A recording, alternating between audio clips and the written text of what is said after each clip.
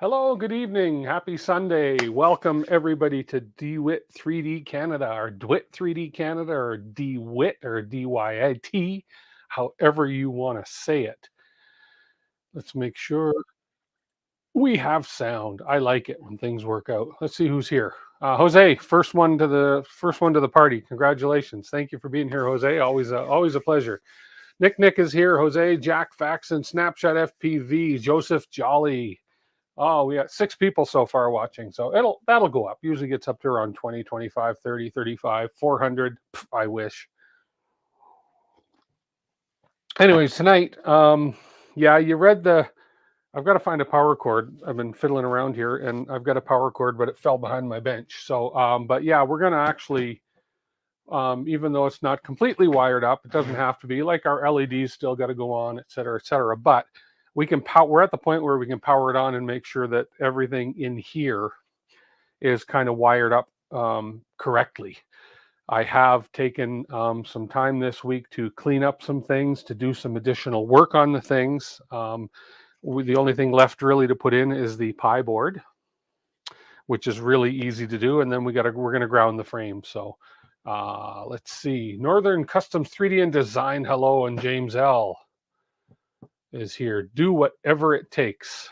Do what it takes. DWIT. That's exactly what it means. Doing what it takes, or do what it takes, or do what it tends to do. You can make DWIT stand for whatever you want. So, anyways, closer look at this thing. It does look good. Well, you guys are seeing the side.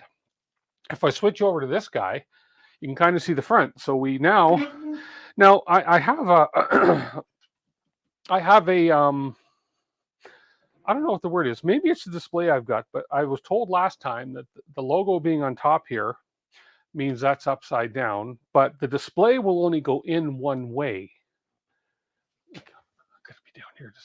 Anyway, the display will only go in one way, and that will only fit on one way. So I think what we ended up doing last time was in the firmware or somewhere, which I've got to figure out, is that we have to tell the image to rotate 180 degrees in order to fit on this display properly. But that should all, no, it might not be set because I think I got to redo the whole firmware and everything all over again. So yeah.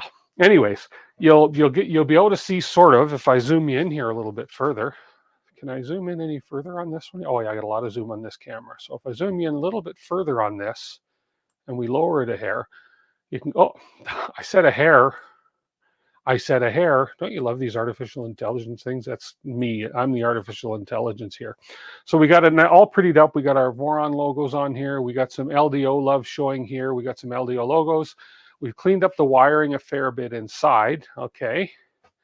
And then if we scroll up, you can rotate it. There's a button, I'm not mistaken. Yeah, it's in the software. We had to do it last time where we had to rotate it. And it was something to do with going into the Pi and telling it that. We'll figure that out when the time comes. And if we scroll up, we can see that we've got the drag chains put on. Doop, doop, doop. Oh, forget this yellow. This thing's making it look like I got yellow pieces on it. I don't. It's not a rainbow printer. This is my that's my heatsink press. Let's get it out of the way so it doesn't confuse things. So yeah, so we've got the drag chains put on. We have the hot end all wired up. We have the beacon probe wired up. We've got our XYN stops wired up. The only things that aren't wired on here yet is the beacon probe is, here's the wire for the beacon probe, right up here. Yeah, the beacon probe is not plugged in yet because I'm assuming, but I've got to research this because I'm still learning all this as I go. I believe the beacon probe gets plugged into the Pi, if I'm not mistaken. And then the only other wires that we don't have hooked up here let me just switch over to this guy because it might be easier to see. The only other wires, if I turn this way, and it's going to be on a bit of an angle because my workbenches are lopsided, is the LED. I have 2 wires coming from the head for the LED. One of them's stupid long and the other one's obviously too short. So we're going to have to splice this one. And I just need to remember where I plug these in the board, which I can't quite remember, but we will together remember. So, but I can still power it up without that stuff in it. So yeah. So we turn this around again. You can see on the side, we've got some orange fans. We got some we we got some LDO badge on the side. We got the same matching badge on this side. Everything is pretty much together on this thing, and I am ready to throw the pie in and add some power to this thing. So love the drag chains. Yeah, they look good. The chains look good. I like the color scheme. I'm quite happy. If we kind of turn it towards the front, I'm quite happy with the overall color scheme of this thing. I've put the I ran too few of these things for the LEDs. I'm short by 7 or 8, and the filament's at my downtown office, so I haven't finished these yet. So I'm just going to finish these. This is complete. I've got the LED strip in here. I just don't have them hooked up. But again, you don't need everything in order to test the power and to see if we have smoke. So what we're going to do now is we'll bring it over. We got to put the pie in. There's a couple things we need for the pie. So I'm going to switch to this guy so you guys can get a good view right up here. Hi. Although I'm going to turn this a little bit more this way. And hopefully that light up here is not too blinding. So we have what we're running here is a Raspberry Pi Model 4B. Okay. So we need a couple things for this. We need to power the Pi, and then we need to have some data going to the Pi, and then we also need to put the display on. There's one thing I'm not quite sure how to do, and you guys may know the answer to this. So there's two things. So we have this little module here.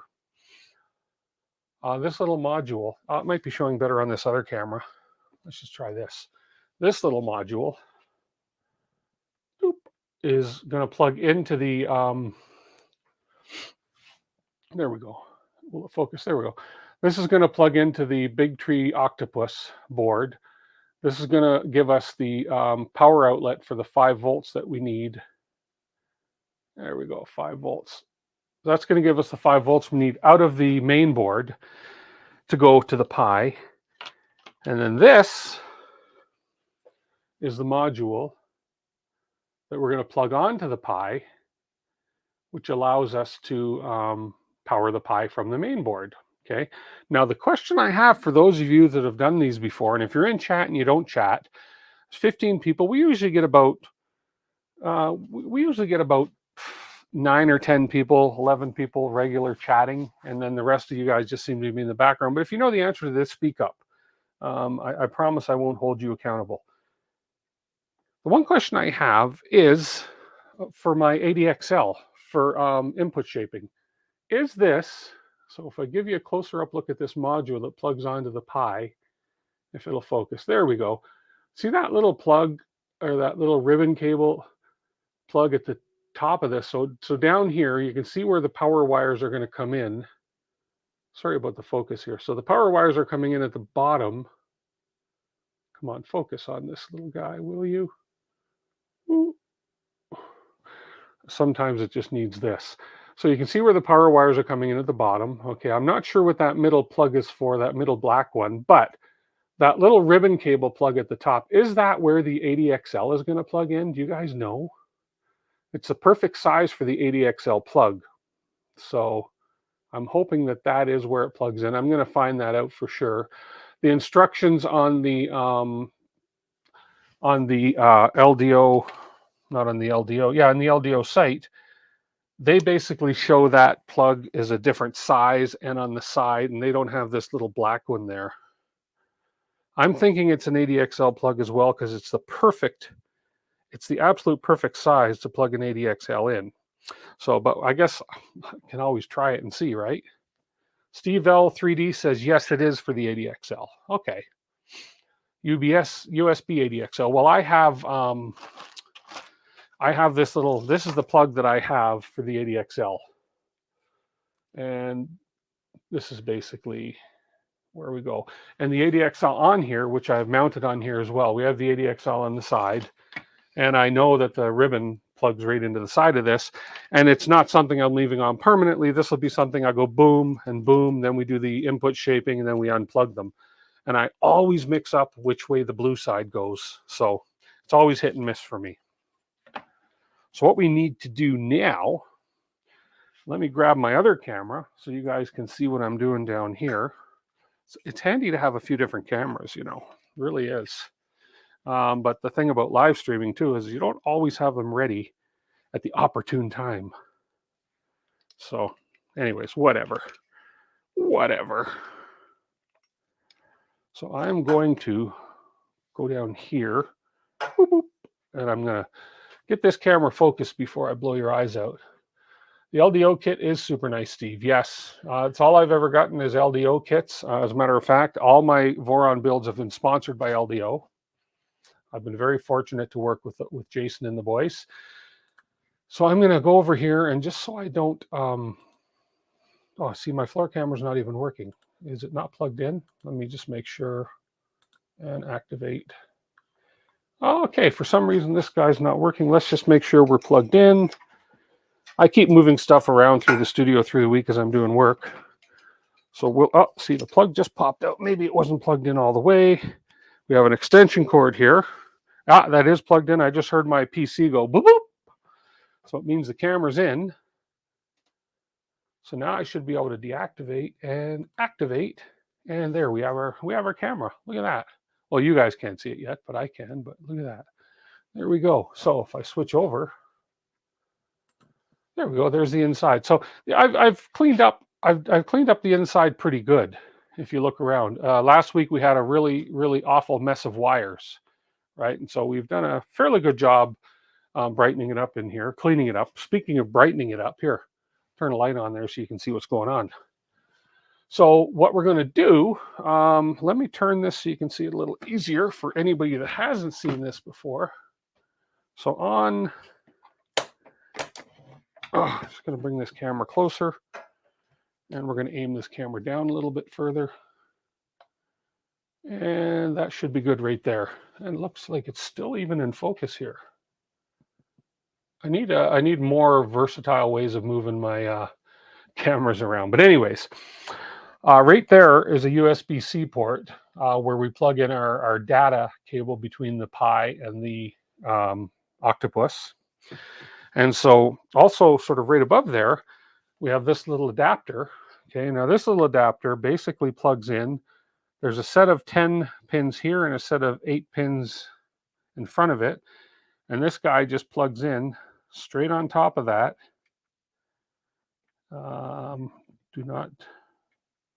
There we go. Just like so. Okay, so that plugs on there. That now becomes our 5-volt power output for the Raspberry Pi. Okay, there we go. LEDs and acrylic transparent panel. I don't know if I'm going to put panels on. I will in here. I see what you're saying, Jose. Yes, my goal was to protect the electronics. I like the look of the electronics. I want to put a clear panel on here as opposed to a black one because I just think it looks cool. Anyways, yes, but that's a very good observation. So now the other part of this, I've already got the wire put on there, so it's no big deal. We've just got ferrules on there and then going into positive negative. Now this basically is pretty simple because here we have a set of pins on the Raspberry Pi, and this just simply plugs in from the bottom pin up. So I don't even have to worry about it. So this just simply plugs in like so, like that. And then there we have our Raspberry Pi power in. And from what James has told me here is that this up here, that is where we're going to be plugging in our ADXL when we do our input shaping. So inverted electronics is awesome. It is. When I first heard about it, I thought, I got to do this. It looks so cool. But before I put this in, there's one thing I do want to add, which I haven't done yet, and I got to make up a quick wire. I realized it just before we went live. If I do my floor camera again, and I'm going to move this around a little bit on you. There we go. I need a much better little ball system here because this thing is annoying. What I need to do here, I need to run, again, that looks out of focus. There we go. I need to run a ground wire from here We have one blank space on this side. I need to run a ground wire from here up to the frame so that we ground our frame. So I have got a green wire ready for my ground wire, and I just have to put a couple ends on it. So bear with me. So we're going to ground the frame. We're going to put the Pi in. We're going to hook the power to the Pi up. We'll hook the data cable up to the Pi. Then we can go ahead and do one final go over, and then we can spark it up. And hopefully it does not look like the image on my thumbnail. Hopefully. So let me grab some ferrules and some ferrules and a terminal. I got a couple different terminal kits here and some ferrules. And let me grab my wire cutters. Oh, my strippers are right here. I have strippers in the studio. So first thing we'll do is we will strip off an end of this for the ferrule end, about that much. Let's do it. Hey, Jerry. Sorry I missed your stream yesterday, Jerry. I was not home. And then we'll strip this end. There we go for the terminal. Send you a stripper? I don't know how much it will cost to send this. I got a chance yesterday, by the way. I've got this little one I got, which I thought was going to be pretty useless, but this little Molex, this is meant for stripping small, tiny wires. I shortened the, I had to put a new plug on the extruder motor on the head here. So I shortened the wires by a significant amount, had to put a new plug on. This thing is incredible for stripping small wires, especially sometimes with this one, even with the smallest setting, you pull off too much wire or not enough. This thing is incredible. Anyways, I'll be doing a video on all these tools eventually down the road. So that's one of my goals. So let's open the ferrule case here. And this is a great, if you work on your printers, electronics, get yourself a ferrule kit. It's 1,200 different assortment sizes, et cetera, et cetera. I've had this for a year or more now. Comes in super handy. Hey, Projects and Dad's Garage. What is this wire stripper? This wire stripper, it's a nice wire stripper. Oh, are you speaking this one or the other one?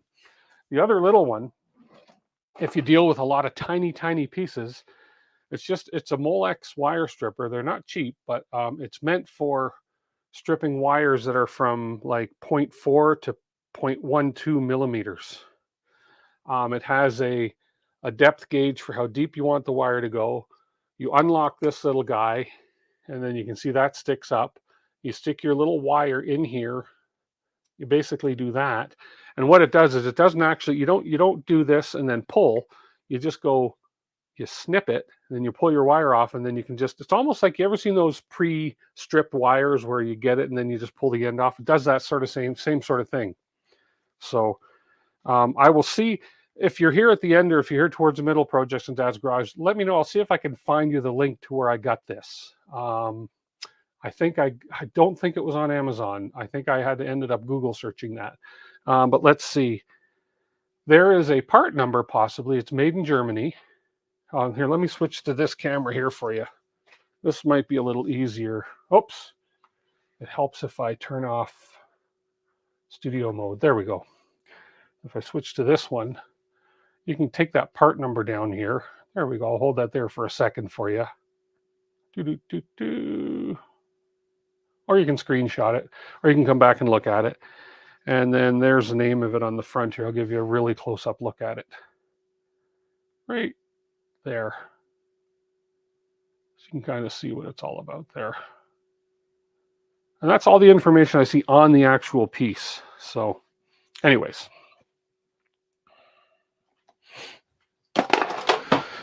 So we're going to use a ferrule. I'm going to use, probably black. I'll use a black ferrule. They do have gauges. Black is good for 16 gauge, which I think is about what I've got here. Oh, that's the wrong end. I know I need the end with longer. Need to strip these longer. Hey, Rex Waldy. There we go. And then we take our little ferrule crimper, And we really quickly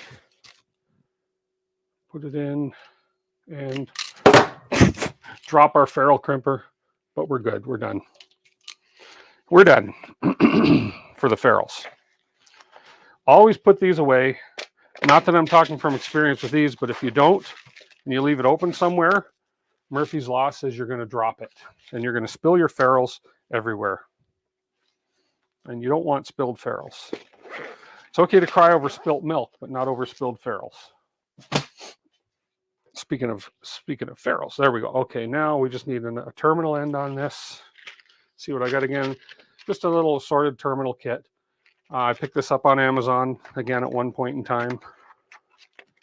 And I want one that I can fit an M5 screw through. So it might not be this kit. I might have to get into that other kit. Yeah, I think this is, yeah. So I have an older kit.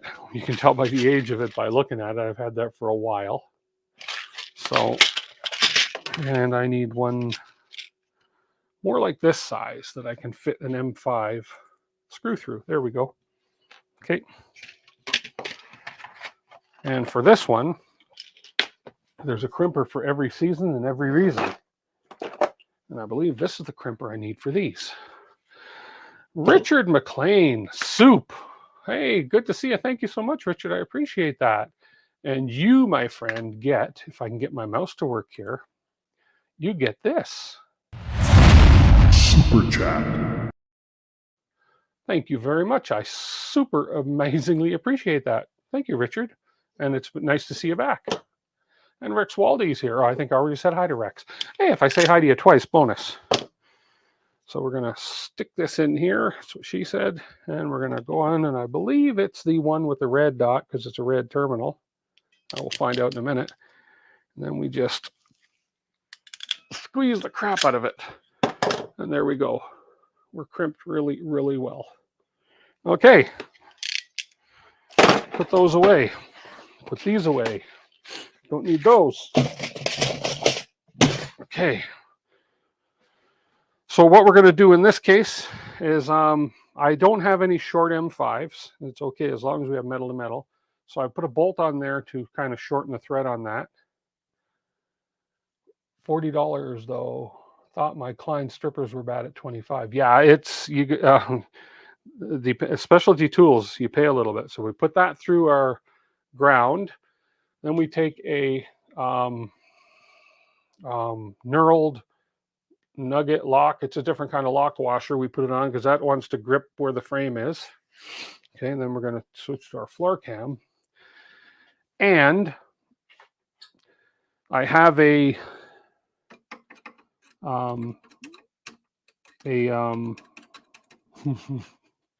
hammerhead in there. Lost the name. And so we're just going to screw this in here. Make sure I hit the hole.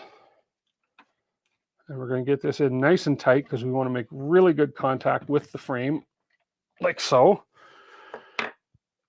And then this one, I'm just going to grab my little handy, tiny little screwdriver here for this.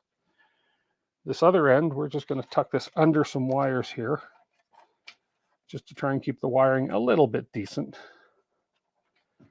So that if, Mom ever saw this, she'd appreciate what I do. And then we're going to push that ferrule in the hole, like so. And then we're just going to tighten this guy down here, this guy right here. And get that nice and snug. Like so, there we go. So there's our earth wire to our frame. Now it doesn't have to be green.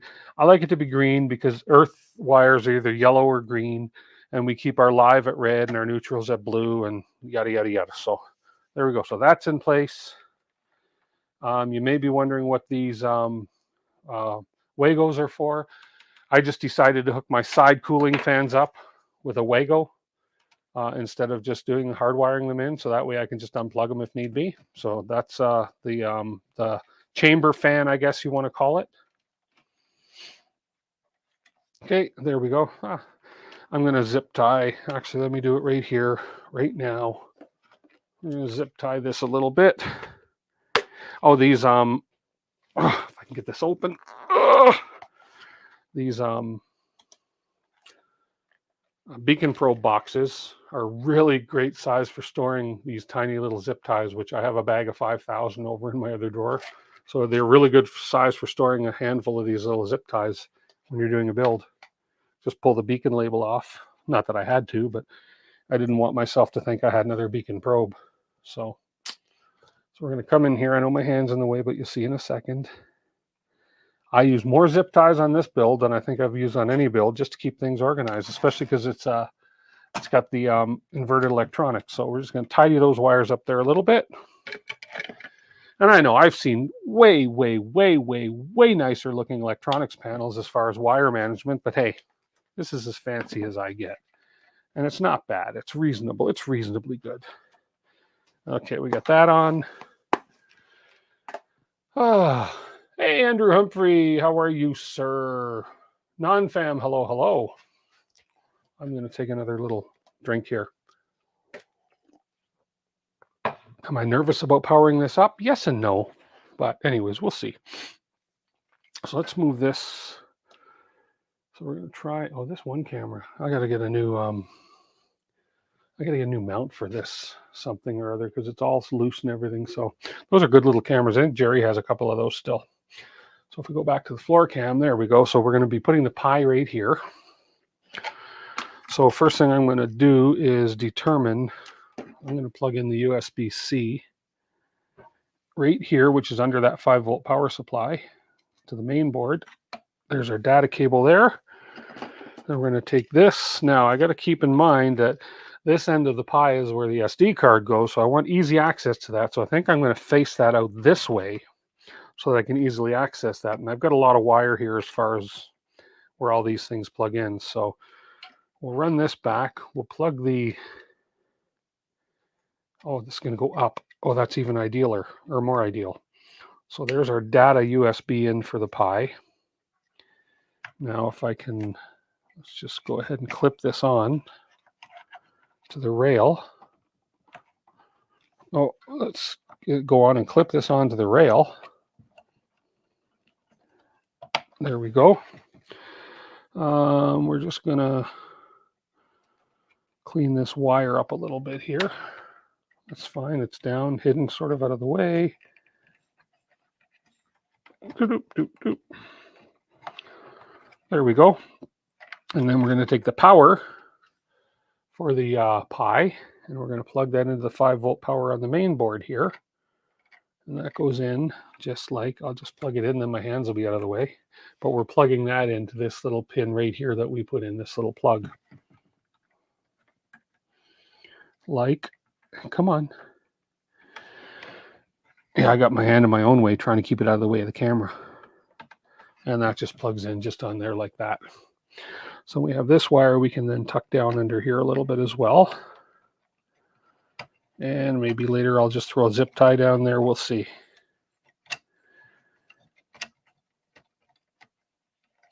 So there we go, tucked away. So there's our Pi in there. We have our Pi power. We have our Pi data hooked up in there. And we have, I think we are just about ready here to just do a power test. I think we're just getting ready to do a power test. You had fun after you hit the update button last week. Kind of a rookie mistake. Oh, the update button on Clipper? Easy access, put a zipper. Yes, I've done Clipper updates before, back in the old rat rig days, which I still got to get running. That's a whole other story. It's mostly running, but I can kind of see a bowl in the bed from here. Anyways, yeah. Okay, so I'm just going to do just a few last minute checks here. So I will align this camera up so you guys can do the checks with me. And then we're going to go throw some power to it. Let's go here. Let me get my floor camera. Let me just zoom it out a little bit. Oh, there we go. And let me focus this so it's all focused. There we go. No, I can switch this over. Okay, there we are. So here's our electronics bay. We're going to do a few last second checks just to make sure, but I'm pretty sure everything is fine. Really, I just want to make sure that I don't have a negative or a positive in a positive or negative terminal where it shouldn't be. So we have our mains coming in. So this one here is our mains coming in from our power. Okay. And we have that in live, neutral, and earth. And then we have these are going out. We have 2 3-volt pluses and a negative going to the main board. So we have a plus, plus, negative is there, and plus, because this goes negative, plus, plus, plus, and negative. So we're good. We have our hot end heater feeding from our daughter board into our main board, and the plus and negative are correct. Okay, we have all of our switches and everything going up to the main board. Good. Okay, main thing with power. Okay, we have neutral coming out. We have live coming out. Those are going to, let me just get a feed on those. Those are all going over, and those are going into the main here. Our main here is going in, so we have our neutral, our earth, and our live. So we have our SSR going to 1. We have our SSR going up to the bed. And we have our positive and negative SSR coming from the power on the main board, which is going to power the SSR, which is going to send the high voltage signal from this side up to the bed. Okay, so far we look good. You're running CAN bus, spent 4 hours getting stubborn circles, ended up just refreshing the MCU and toolhead board. Ah, okay. Input switch on the power supply is set to 115. Oh, good point. It should be, yes, because this is the same power supply that we used, and it is right there set to 115. Thank you for pointing that out. Yes, that's something, regardless of whether I know it's there or I assume it's there, it's always good to look at that. Although, yeah, we don't want to, that shouldn't do any damage versus going the other way around. But yes, that is set. The only thing I am not 100% sure of is there's one little pin, and this could just be for resetting the board. I do have another octopus board right here, and I don't recall what I was using this one for. This might have been for the previous build, but on this octopus board, there is a jumper on that pin. On the board I have in here now, that jumper is not there, and I don't know if I need that jumper there or not. It's not going to hurt anything electrically. I think that's just more for programming the board. It says, yeah, and that's right next to the power LED on the board. So we'll see. We'll see. If I have any issues, then that's one of the first places I can check. Jack Black, hello, hello. Okay, now I think we're pretty close. I'm going to, actually, we'll just leave it right there so you guys can get a view inside it. I will move my mugshot. No, I don't want to move that. I'll move my mugshot up to this corner. Matter of fact, let's just get that mugshot out of the way because that's not really what's important right now. Let's look at the whole chamber as I go back. Let's do this. Oh, this one. As I go around, I'm going to go around, get the power cord and plug it in. Make sure my power switch is off. Okay. Not nervous at all. No. Okay, there is our power cord. Okay, there is our switch, which is on, off. Plugging power cord in. There we go. So far, so good. Okay.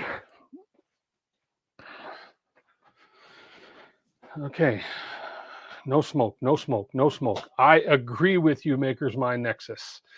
No smoke. Okay. So let's switch over to this camera. Okay, we're going to watch for, so we should get lights on the main board. We should get a light on the power supply, a green light over here. The only thing I haven't done is check my output voltage, but this was the same power supply used previously, so we should work. So I'm ready with this. Now, what could happen, keep in mind, because we had this happen on my mock Monday stream, is that my screen just went boom, dark.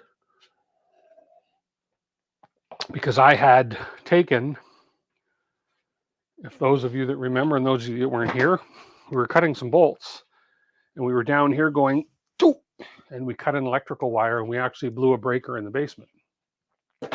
So worst case scenario, we have some smoke here. So let's just not delay this, because that's what the stream was all about, was powering this up. Okay, let's go. Let me make sure you have a view of everything in there, which you do. No one was interested in your streaming stuff. Oh, really?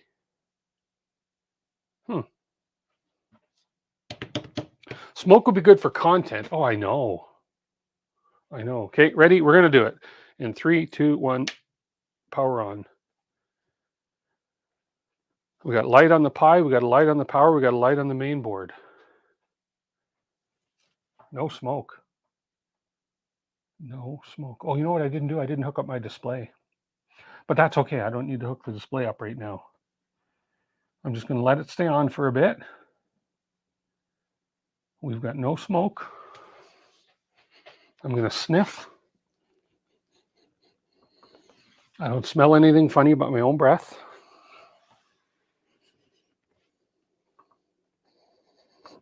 Nope. I think we're good. I think we passed the electronics test.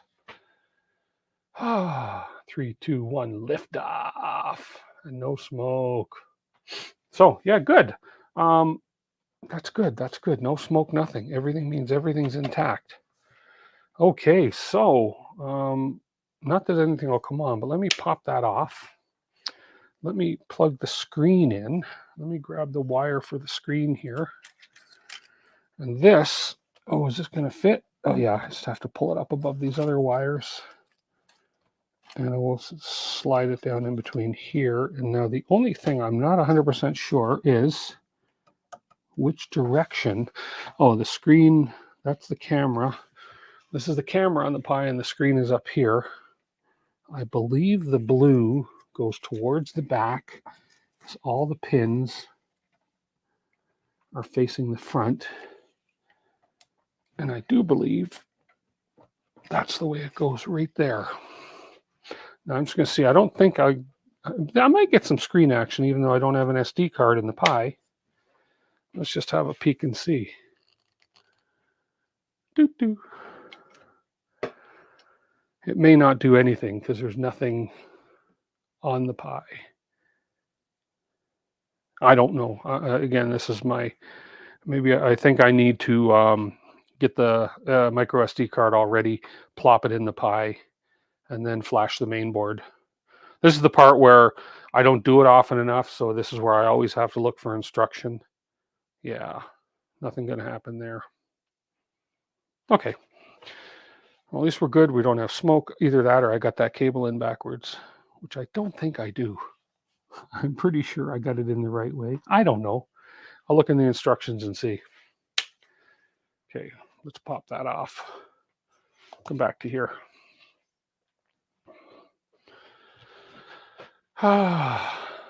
LCD rotate equals 2. Okay, there we go. That's good. That's a good point. I do recall that. Okay, so now that we got this done, now as I say, I still have some wires to hook up, but they are all LED. What is this loose wire right here? Oh, okay. I do have a loose wire under here, but that's the bed probe, and we're not using the probe because we're using the beacon. But I left the wire anyways. If I do want to put that probe on the bed, so just so you're all aware what that was going to, as you probably resemble. Those of you that have Vorons have seen this. That was our Z probe at one point, but with the beacon probe, we don't need this. So sudo nano raspi config. Sudo nano raspi config. Well, first of all, let's get a micro SD card configured for the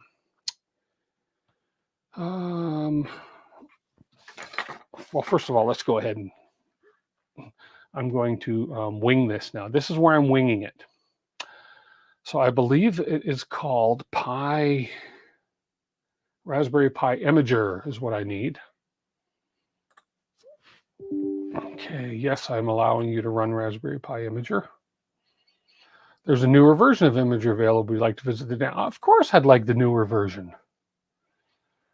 Okay, let's download the newer version. Download for Windows. Let's get all the updated software as we can. Yeah, I should have done this earlier, but oh well. That's all right. Let's close that off. Let's go ahead and look at my downloads. There you guys can, nothing, there's nothing secret on my screen that you guys don't need to share. Hang on a minute. Why is this? Let's just do this. Let's get rid of that camera. And let's bring in this capture, this camera rate, this one, and we're just going to go ahead and go whoop like that, so you can see I'm a real person talking to you. Okay, there's our imager. Let's go ahead and install the new imager. Of course, I want to allow that. Love Windows security. Install. I can't see chat right now.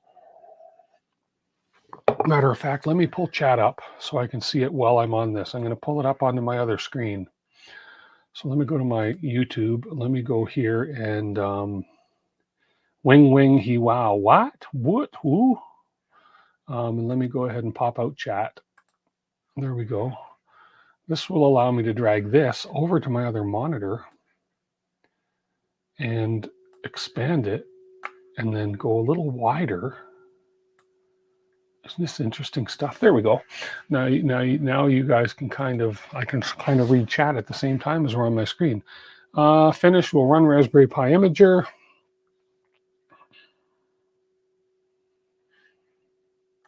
There it is. Okay, I need to, first of all, make sure that on this card, I have something on this micro SD card. Oh, I need an 8 gig card, don't I? No, a 256 meg card. 8 gig card should work. I don't know.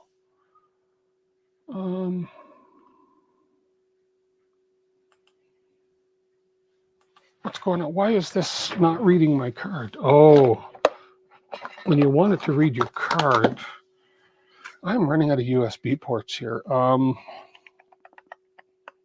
Which one can I unplug? What's this one going to? What's going to that one over there? Bear with me, guys. I need to find myself 21 viewers. Nice. That's good. I need to find myself a micro SD reader, but I've got to unplug one of these cameras. Let's unplug this one because I need a free USB port. I've maxed out my USB ports because I use too many cameras. Yeah, and I know I got to get rid of one of them. Okay, so there's what I was looking for. This one electronics, S1 electronics. Oh, those are just all my old video files. That's fair enough. So I can format this card. I'm hoping, I don't think I need a card this big. So maybe, do I have a smaller micro SD card here? 8 gig, I think, is the smallest I've got. Will the Pi take an 8 gig? I think it will. I don't know. We'll find out. So let's go here. So we're going to choose device. It's a Pi 4. And we are going to choose, if I'm not mistaken, this is kind of where I lose it. Other. Legacy 3264 other. And then it is going to be, no, hang on a minute. Back. Oh, down here. Other general purpose OS. Nope.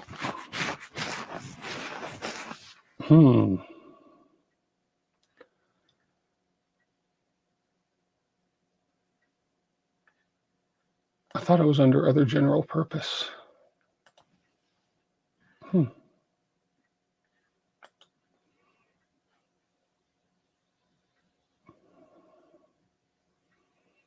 What am I missing? I thought there was supposed to be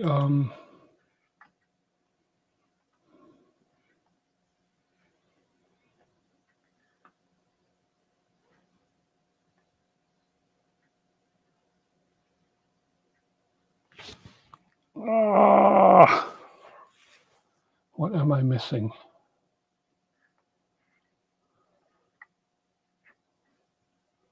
Oh, specific purposes. There we are. Okay, I was just looking under the wrong thing. 3D printing. There we go. Mainsail. There we go. Mainsail. It was just buried. I couldn't find it. And mainsail 132, Raspberry Pi 64-bit, and 2 storage. This one, I think that'll work. I hope the 8 gig works. Would you like to apply OS customization settings? Edit settings. This is where I've got to set up my so the Pi is fine.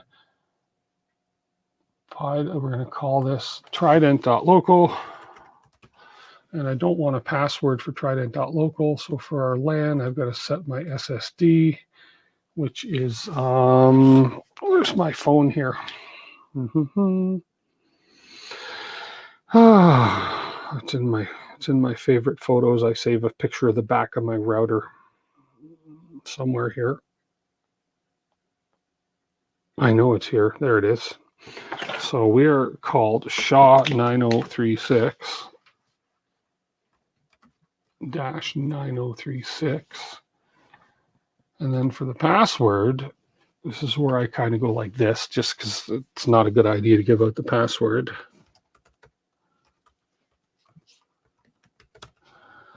And then I can go like this, and then I can go back to this. There we go. Am I missing any chat here? No, chat's quiet all of a sudden. That's okay. And then set locale settings. We are Americas, Edmonton, keyboard layout, US. I think we're fine. Save. Would you like to apply OS customization settings? We just did.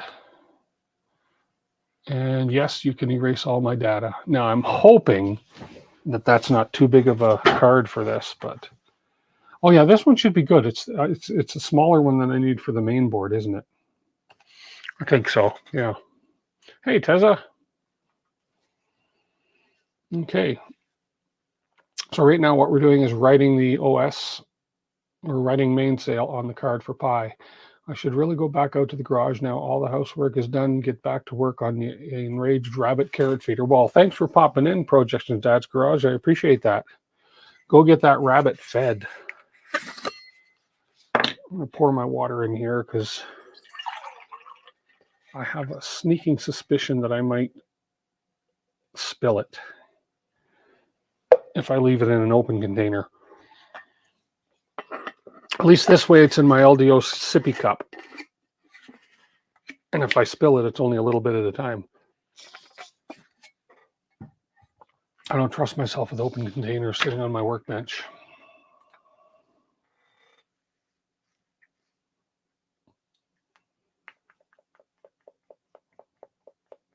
Are you getting ads? I'm trying. Oh, man. You know, when I monetize a live stream, I'm not quite sure how to handle the ads yet. So I apologize for that. My goal is to not have them run during the live stream, but yet afterwards, when people are reviewing or viewing again the live stream, then the ads should come up. I haven't figured out how to put this in yet. I've got one of these guys. It's called a Nomi. And this goes, the idea of this is it goes right in where the fan is here, and it gives you information about the status of everything. Maybe I'll do that update later, but not in a panic to do that right now. Not at all. Zenbender, hello, hello. You missed it. We successfully turned the power on onto the printer. Now we're just we are putting mainsail onto the Pi. Hopefully, that's the goal. We will see. Here's what we look like from the top. These are actually much more orange than they look. They look too yellow in this camera for some reason. They look way too yellow. I need to get some different lighting in here. But everything seems to be working nicely here. So we're making headway here. I want to find a way to turn Nomi into a smartwatch. Yeah, really, huh? I don't know. Have I even opened this yet? I don't know. Oh no, I haven't. I got a big Tree Tech sticker here. And then Nomi is just, oh, there we are. Oh, it's a little, let's pop it out of here. Oh, there we are. It's just a little, USB-C.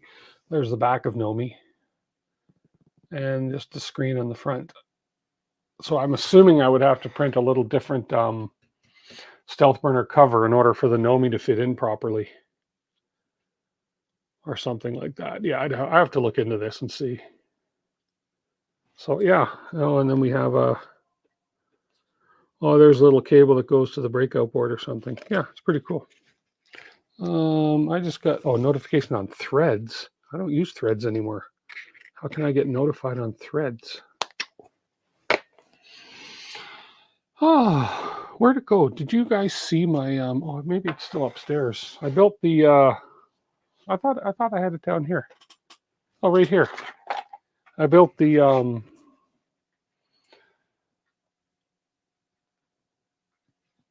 bamboo mouse. Really nice mouse.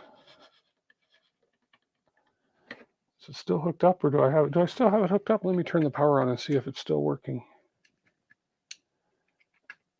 There it is. There's the power. Oh, it is still working. Oh, I'm going to use this mouse. I like it. This is a great little mouse, this bamboo mouse. Okay, we're verifying our micro SD right now. They have Nomi V1 at Micro Center on clearance the other week for $5. $5? Holy crap! Obviously, they didn't take off that well, or they have a new version out. This is V1 from May 2023, May 19th, 2023. So, yeah. Whatever DC means, date completed or date, I don't know. Anyways, it's not that old. Bamboo spy mouse sends all your clicks straight to China. Bad mouse. I know, great. For $16 Canadian, I don't know, what's that, $2 US?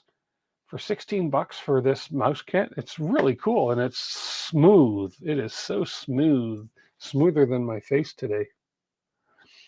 Okay, we are 99% verified. We're finalizing. Okay, our card is written.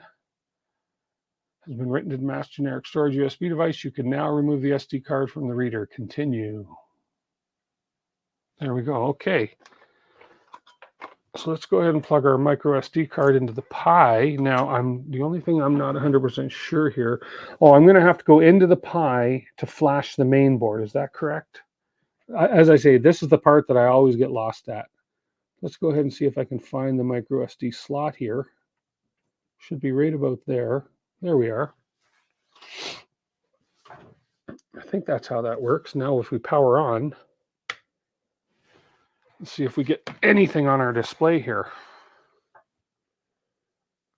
Oh, we do. We have a display, although the display looks pretty ugly. Let me see. Oh, the display's upside down. There, the floor camera. Display's all upside down. Rebooting in 5 seconds. Well, come on. I can't get this camera to stand still. Oh, this is annoying. I think it's annoying for you. How about those people watching? There we go.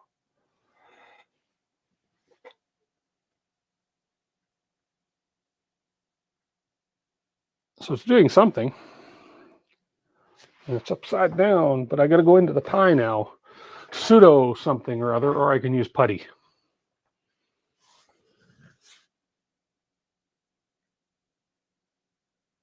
Just did some testing on Nomi shroud versus standard stealth burner shroud. Test prints and airflow with an aeronometer. I found almost zero difference. Oh, cool. Good to know. So we're booting up. Well, actually, we're just programming the Pi, I guess, is what we're doing. And boom, boom, boom. And it's going to be upside down when it's done. This is all from memory so far. I'm going to be reaching out for help. So you pros on here, you're going to help me soon, whether you like it or not. You're going to help me, damn it. Booting up, yeah, the screen will not mount on this mount, and this is the thick mount, and then there's a thin mount. My screen will not mount the other way on the mount. It doesn't fit. I got an Australian LCD panel. I did. That I did. It looks like it's out of focus too. Let me have a peek here. Where's my stream?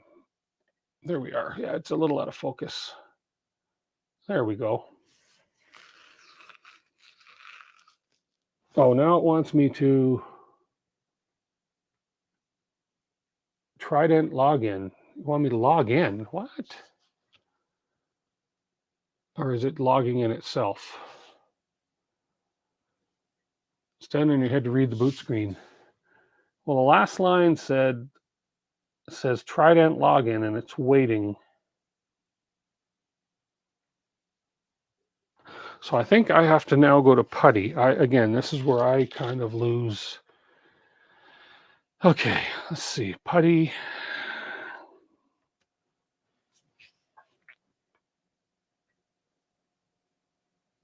And boot config text. Yeah, okay. Well, let's first get into the Pi. Yeah, we got Putty. Okay, here, let's share the display here again. Oh, boom, boom, boom, boom, boom. That's kind of freaky, man. Let me minimize this window so you don't have all that. There we go. So we have Putty and the host name. Oh, I don't know the host name yet. Well,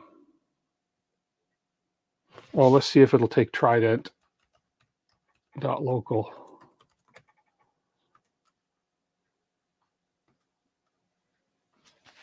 No.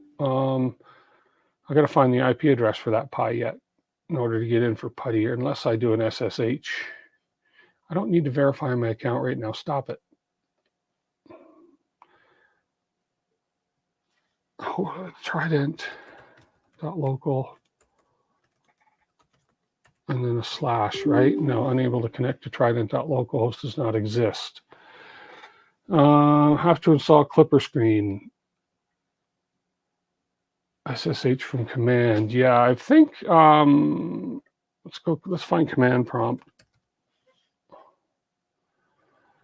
And I believe it's SSH slash or SSH Raspberry. No slash. SSH Raspberry. Let's see, what else do I do here? No, I don't think that's going to work. No.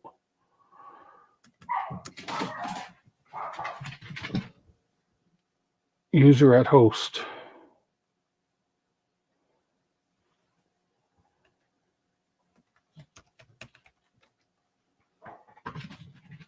Trident.local. Oh, okay.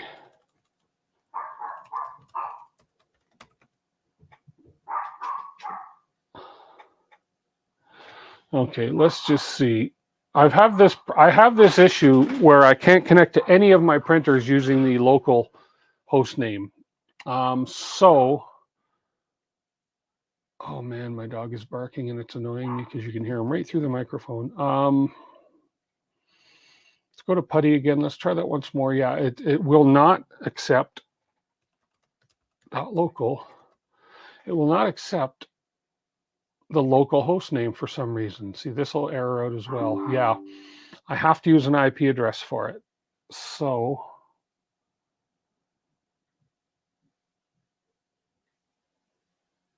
yeah, I'm going to I have a quick way of doing this. I go through, where's that program I have here? I'm going to wring my dog's neck. No, this isn't what I want. I'm sorry, bear with me here. I'm looking for advanced IP scanner. There it is right there. So we're going to scan this. It's going to be one of these. It'll show up here. Yeah, I haven't been able to use .local at all, Jack, on any of them, no matter what. So we'll figure this out here real quick here.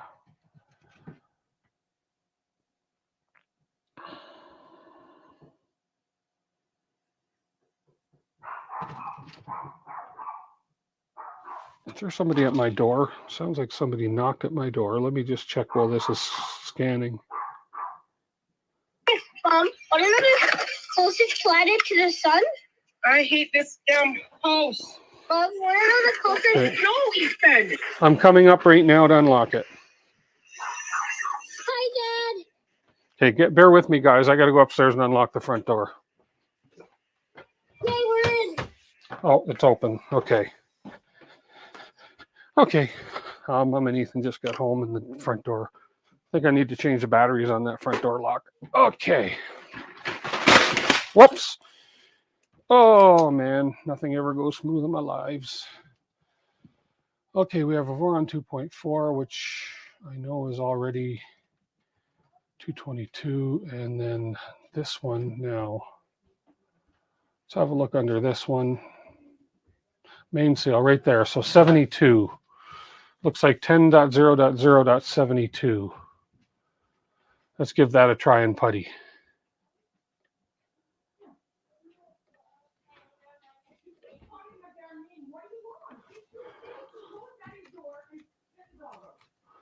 And there we go.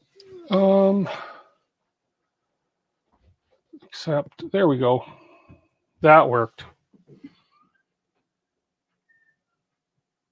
Okay, so this was going to be raspberry. Oh no, it was pie.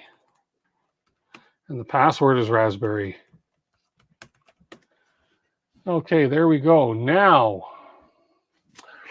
this is where I get lost and I have to go look up some instructions. Because now what I need to do is I need to program the main board. Or do I? Hang on, I get lost here. Bear with me 1 second now. I've got to pull up some instructions now. I'm just going to look up the on the Voron instructions as far as how to go proceed from here. This is where I sort of get lost.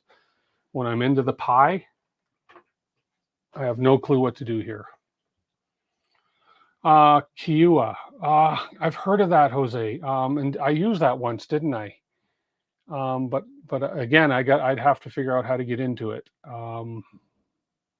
Yeah.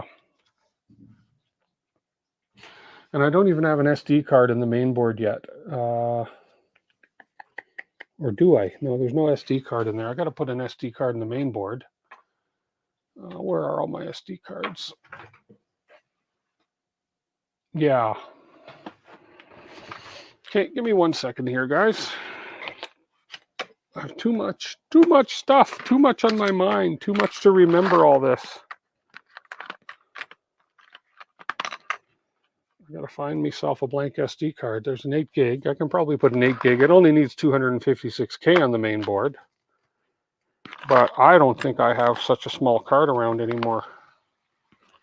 I think 8 gig is the smallest card I have. Yeah, it's the smallest I've got. Let's check these ones here. Just checking some cards here real quick.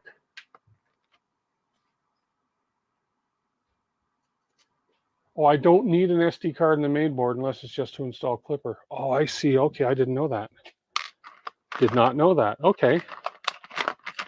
See, I told you I don't know what I'm doing. Well, there, I found a 128 megabyte card anyways, just in case.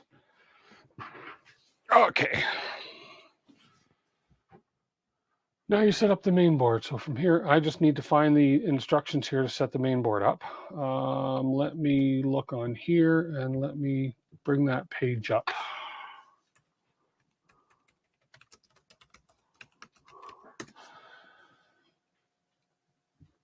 Okay. Das Blinken Lightstein. What? Who? Flash the octopus over USB and just put it in DFU. Oh, okay. I got this board from my buddy Richard, and it might already have Clipper Flash to it because he had it on a Voron machine. But I'm going to put this card in it anyways, because that's the only place I would ever use a 128 meg card is on the main board. So let's put this in, and then we'll figure out what I got to do on Pi here. This is honestly, this is where I get lost in doing this thing and where I look for help. Okay, so we have a blue light, meaning it's reading the card. Something good's happening. Okay. I just need to find my Pi commands now, so bear with me. You should be good to go unless you get caught up in the Clipper 12 MCU update fiasco. Oh, interesting. Okay. Well, let's reboot the machine here and see what happens. If I've got Clipper on the board already, let's just see. Let's go ahead and reboot this and see what happens. I know I still got to turn that display upside down. I'm looking for the, there's a good Voron page where they walk you through everything. Clipper documentation, maybe no, it's not that one. Clipper config reference, is this the one I'm looking for? No, it's not. Dang.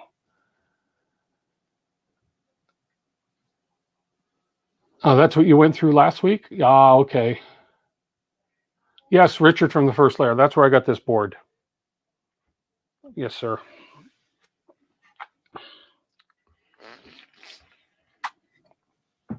Okay.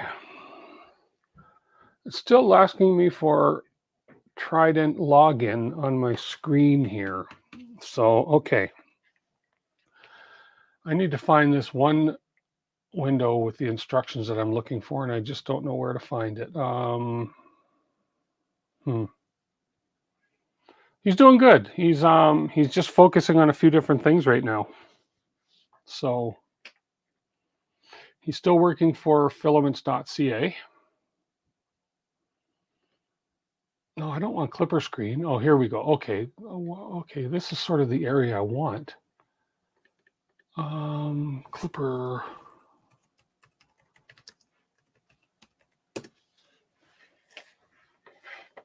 Oh, come on. I'm trying to find this one area where they walk you through the Clipper setup.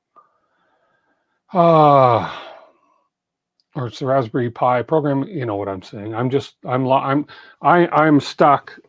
Just so you guys know, because I'm the dummy I am stuck at this point right here. That's where I get stuck, is right here. Because I am not 100% familiar with the Raspberry Pi commands. So that's what I'm trying to figure out here. Oh, and I got to redo putty because I restarted the printer. Okay, let me minimize this. Let me get back into putty. Let me start that up again. And I believe it was 75, 10.0.0.75. It was. Now it's saying connection refused. Did it give me a different IP when I reboot it? Come on.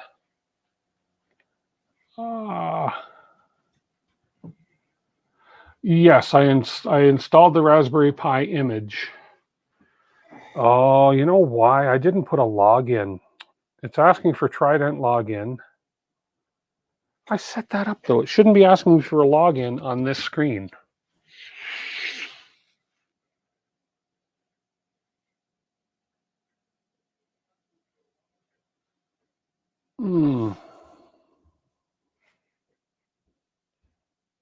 Okay, let's look at this again.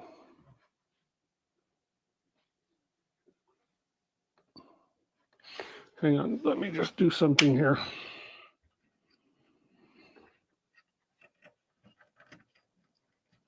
Let me look at this image again. I think I forgot to put login information, and that's why it's freezing on the screen asking for login. You shouldn't pause there to do that. Okay, let's do this again. Yeah, I've got to install Clipper Scan. I don't know how to program the Pi. That's what I'm looking for instructions on doing. Okay, so let me go back to the Raspberry Pi imager. We're going to choose the storage right here. And we're going to edit our settings. So here, here's where we're at. So host name is trident.local. Username and password. I don't want to set a username and password to get in, but it seems to be asking me. Oh, you know what? I think I need to leave that blank, and that's why. I think that could be why it was looking for a login, because it had a name there. And wireless country. Oh, I didn't change that to Canada. That could be one reason. I don't want FO, whatever that is. I want CA.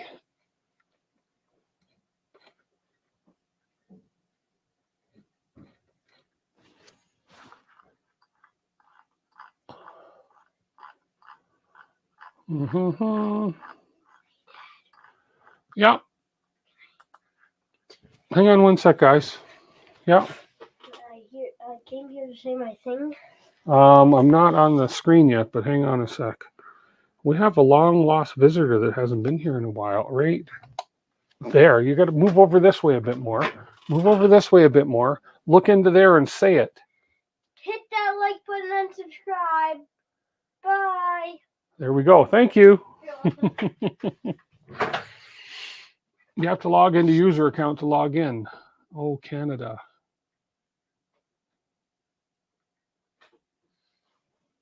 Okay, Jose, take care.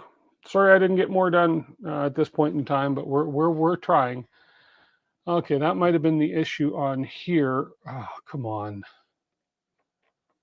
Let's make sure these settings. That might have been the issue. Is I had a username set, but I didn't want it to use username, but I didn't have the right wireless country set. Local settings, that's fine. I don't even need to set the locale settings if I'm not mistaken. So let's go ahead and do this. Let's go ahead and do this, and let's reform. Let's just redo this card with those couple things fixed, and that might fix the issue. Please insert a disk. There is a disk. What the heck? Oh, that error always comes up. That's right. I'm just a tad bit flustered at this point in time, but that's okay. So while this is doing its thing, I want to look up.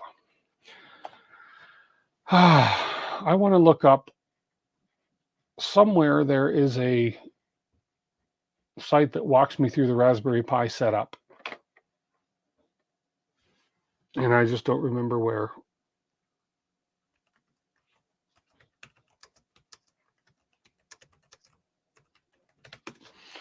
I just don't remember how to get into it.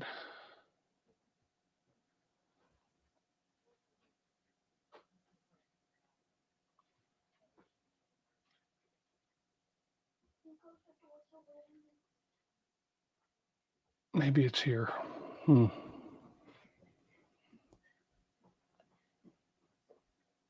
Okay, Jack, thanks for being here. Appreciate it. Yeah, I'm slowly losing viewers because I obviously don't know what I'm doing here, but that's okay. Oh, thank you. And I'm sorry for being loud. That's okay. Thank you very much. Thanks, bud. Okay, I just got food delivered to me. Okay. Oh, maybe this is what I'm, no, Raspberry Pi OS. That's not what I'm looking for.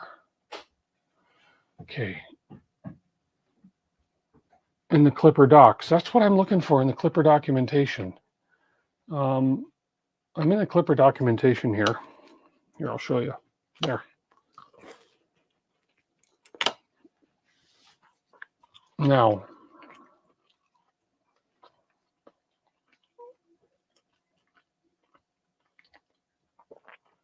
but this isn't the one I'm looking for. Man. Oh.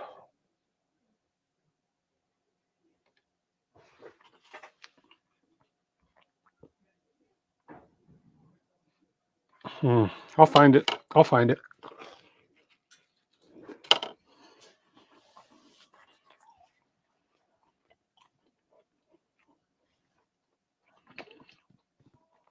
Let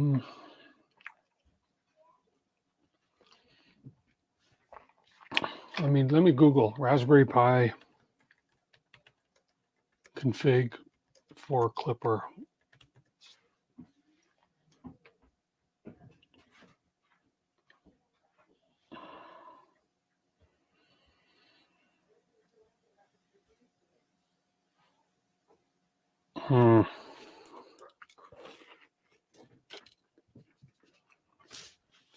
No, I'm using Mainsail.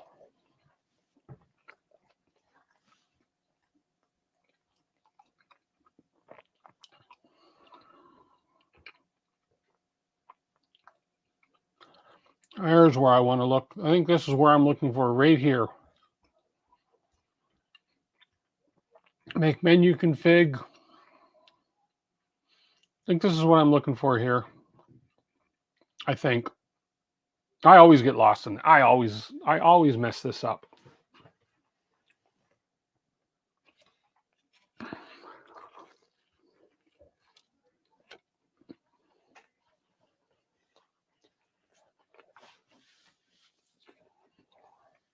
Okay, let's see how we're doing here. We're just doing the verification here now. And we'll turn it on. We'll go back into Putty and we'll see what's going on.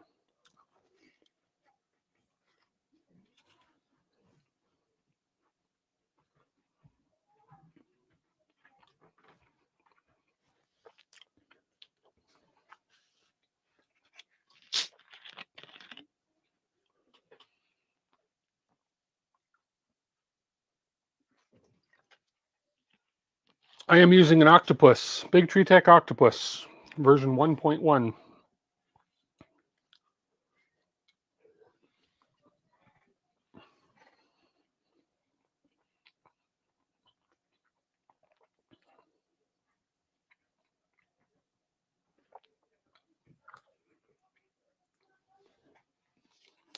Really, this is the type of stuff that I should be doing off camera.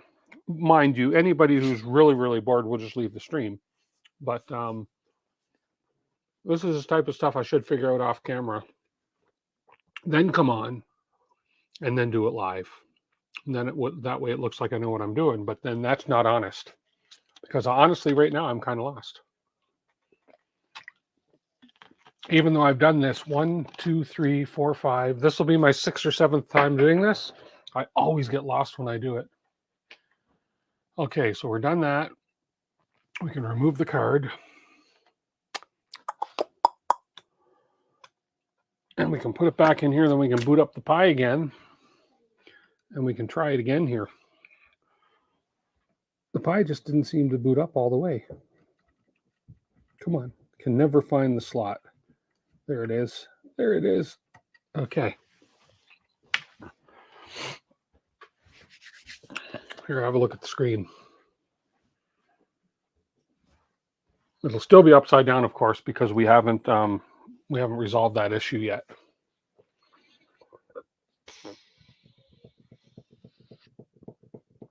How many have we lost? Let's just see. I like seeing how many people have dropped.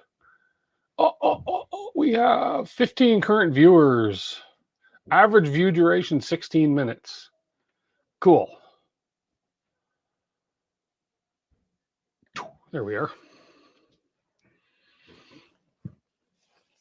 So once this launches, we'll get Putty going.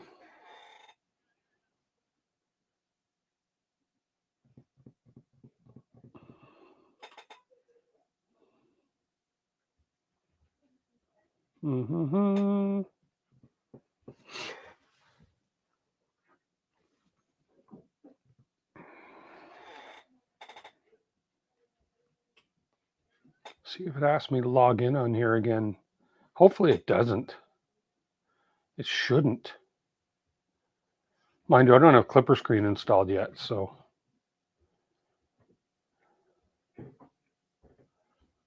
How do I get to that? Who mentioned it earlier? And it made things so much easier to install. And it was called,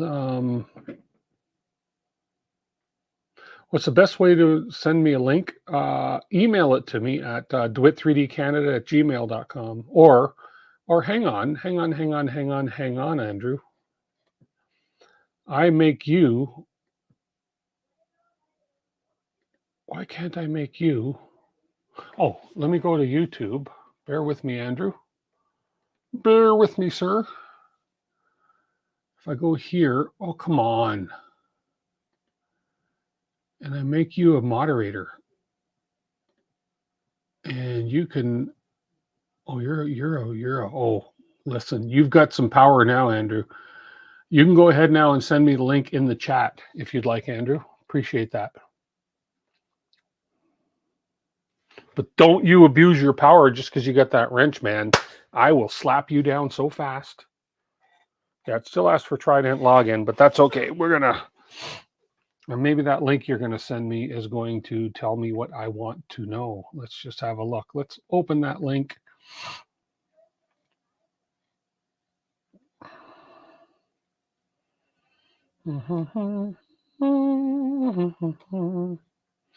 Scrolling. My screen is so friggin' big. Let me make that a little more reasonable size. There we go. Okay, so let's scroll.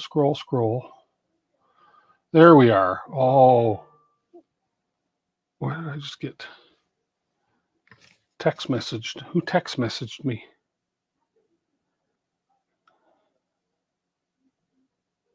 Oh, just nothing really critical right now.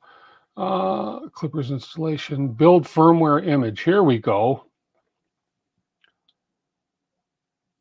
My screen is too big. Brag. No, I had it zoomed in so I could read stuff here.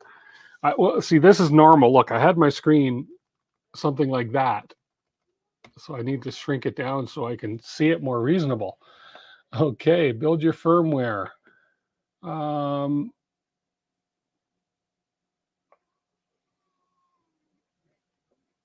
Okay, this is what I just don't know how to get into here. Okay. Let me go to Putty. Let me get Putty going here. Hopefully we have the same IP. I doubt it. Not 75. Network error, connection refused. Oh man, did it not keep the same IP address? That's typical, you know. Let's do the scan again.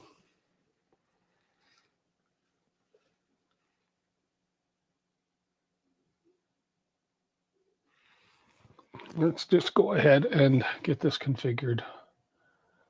It was 75, but watch, it'll have changed. That's why I wish it would. I don't know why I cannot log in as my local address here, which would just make so much more sense. It would make life so much easier, but it just doesn't work. It never has. And I don't know enough about networks to do it. So this should take another minute or two, if that. Has something to do with your DNS? Okay. DNS is deoxyribonucleic server, isn't it? Oh, that's DNA. Sorry. There's the Voron 2.4. Now we should 75. Okay, we should finish this in a second here. Domain name service. Oh, it's not deoxyribonucleic service. Okay. Okay, come on. Find my pie. Why didn't you find my pie?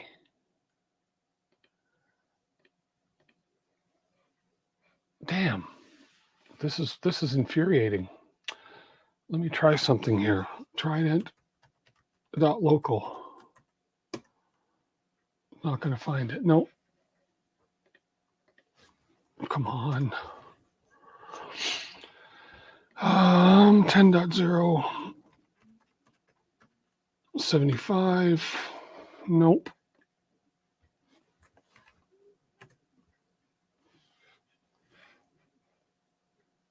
Okay. I'm going to do that scan again. It's the weirdest thing. Sorry, guys. Well, I'm not sorry. I mean, this happens. I warned you this was going to happen. This is the part that takes me. This part takes me longer than freaking building the printer. I swear to you. I swear to you. .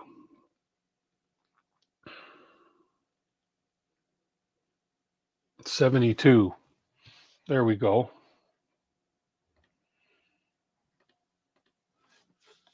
Told you it changed.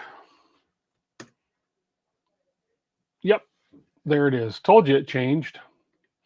Okay. Putty. 10.0.72. Okay, pie, raspberry. Okay, now those other instructions I found, where did I find it? Shoot, it was right here. Let's copy that. Where's putty? And I believe, how do I just go C? Or how do I paste in here again? No, how do I paste? Enter. No. Control C. Now, how do I paste in this stupid putty again? Damn. Right click. Right click. Oh, right click. Thank you. Middle click, right click. Anyways, there we go. Okay, so now we're going to go to your the link you sent me, which was right here. Okay. So if I'm not mistaken, it's been a while since I've done this, so bear with me. Okay, enable low-level option. So we want to do that. Hang on, or do we enter? Microcontroller architecture. So this one we need to use. Start with a 3.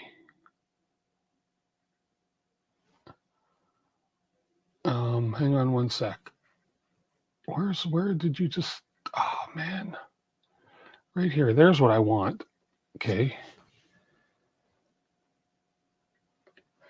I just need to move this so I can see what I'm doing.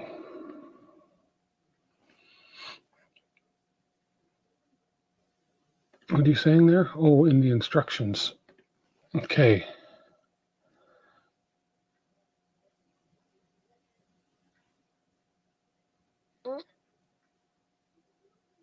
This isn't telling me much.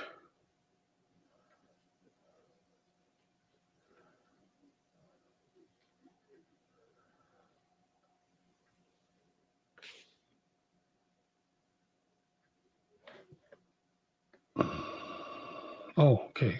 There we go. Okay, come on. So we want STM32F446, which is not showing there. Okay, now I'm really, this is where I really get lost.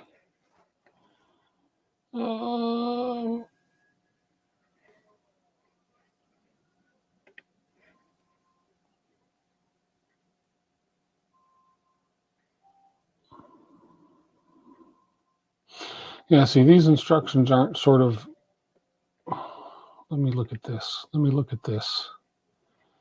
Bear with me. Make. I'm just going to follow these instructions here. No, I can't. I've already come in here. Damn.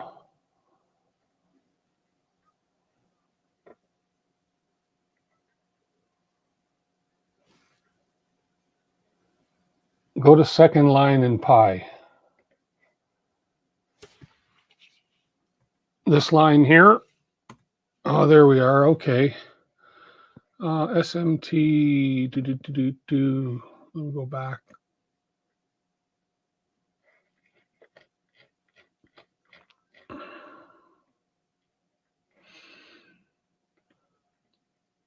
Okay, so I want SMT32F446. Is that right?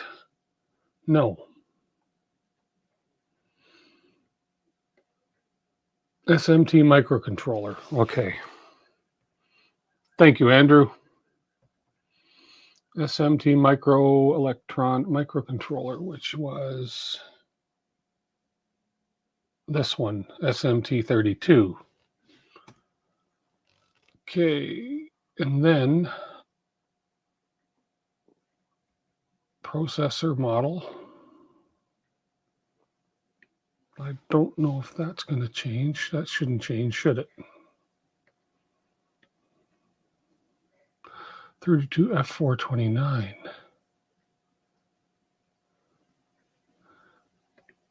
So that would be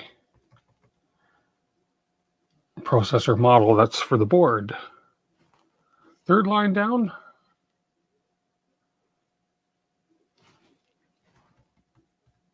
Two, three, 401. This one says processor model 429.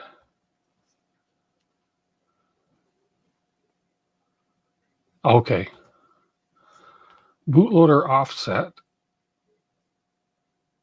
Oh, processor model 407. What? Okay. Why is this telling me two different things?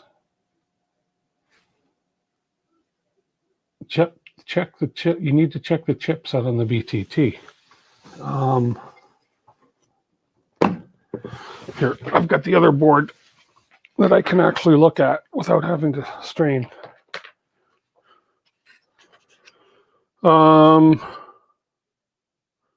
SM2, oh, here we go. Hopefully it's the same on this one. I'm assuming, let me get my flashlight out, make sure. Oh, this is SMT32F446. Yeah, 446. Okay.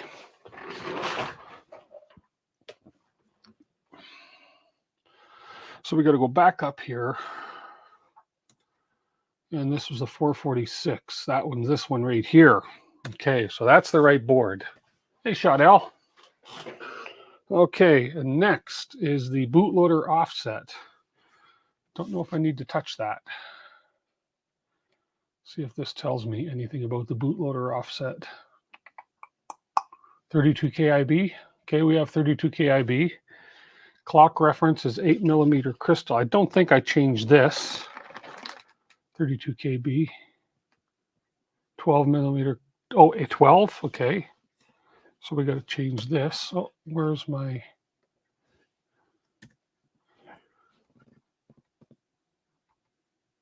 Okay, is it? Hang on, let's just double check that this is right. Yeah, that's right. Clock reference 12 megahertz. Okay. And then communication interface is going to be USB because I am running a USB. That's right. Okay, I am running a USB. USB IDs.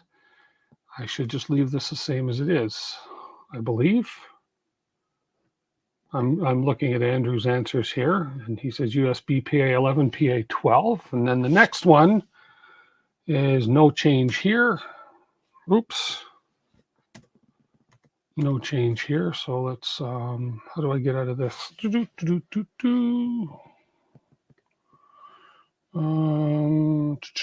Escape. And then GIO pins, set microcontroller new, and then escape. And then this one, I don't think I know. Escape out of that. And that should be save now. You're good. Okay, I'm good. So if I queue, and then prompt to save and yes. Okay, now here's where I'm going to check out the instructions a little further here. Thank you, guys. I appreciate that. You're a slower typer. That's okay. I'm a slow learner. Trust me. Requires USB connection. We do have that. Make flash device. No. With the ID from the previous step. Make clean. Okay, make clean. Creating symbolic link outboard clipper. Okay, I'm just going to follow your instructions there, Andrew, because you're more versed on this than me. I had a documentation going through all this one time, and I don't remember where I found it. And then make. There we go. It's coming back to me a little bit. Then I got to figure out how to turn that screen upside down, but that's okay.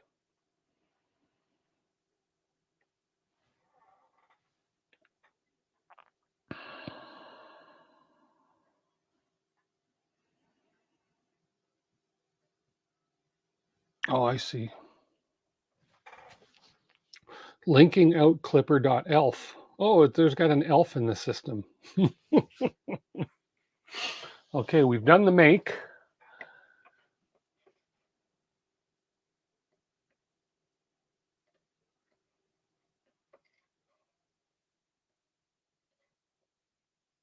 Okay. Are those instructions down here or no? I don't know. I'm lost. You guys are much better at this than me.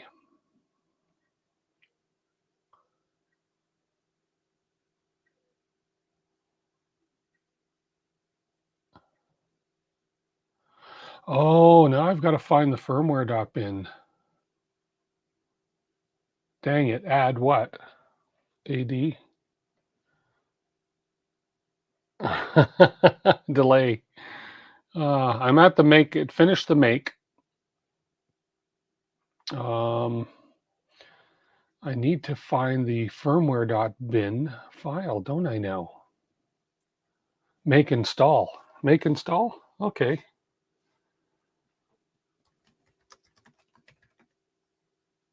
No rule to make target install stop. Make install clipper out.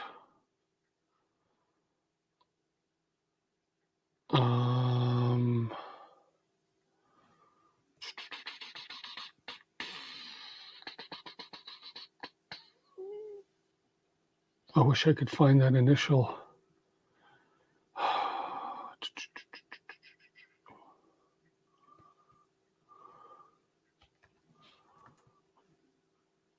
Oh, I see. Okay, that's where the file is. Oh, and that's what I've got to put onto that micro SD card that I have on my board. Is that correct? Yeah. Okay. No, I believe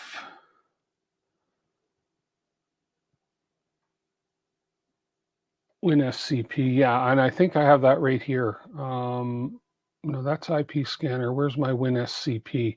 I have WinSCP on my system.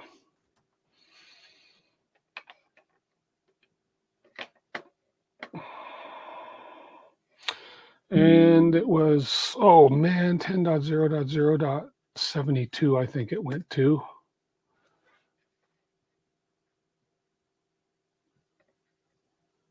And Raspberry Pi.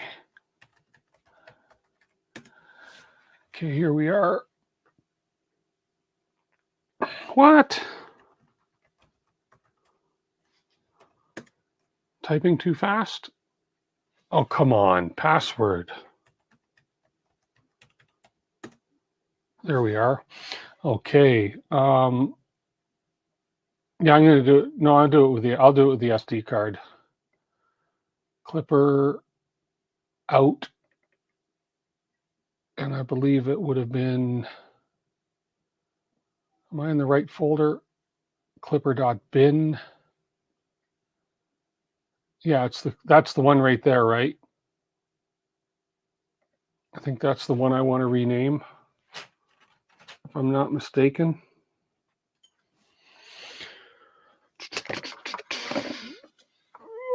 Okay, I see. I know my way around just a tad. I know enough, just enough to be dangerous. So I'm going to take. Oh, see, that already has a firmware file on it, but I'm just going to format this card and put this new one on it.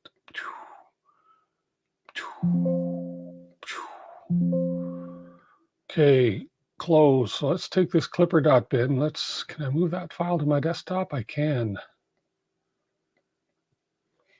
And then we will rename that file. We will rename that to firmware.bin.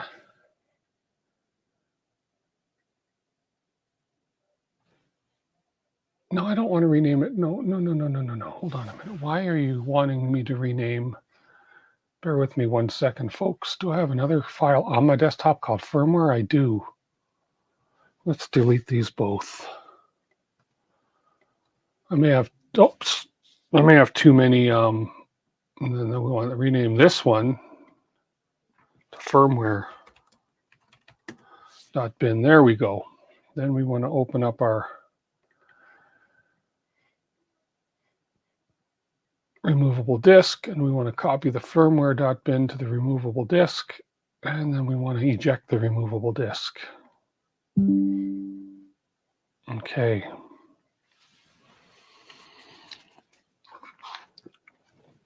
Then we'll take the micro SD, we'll put it on the board. Actually, we should shut the board down first. Put it on the board. Come on, come on, come on. There we go.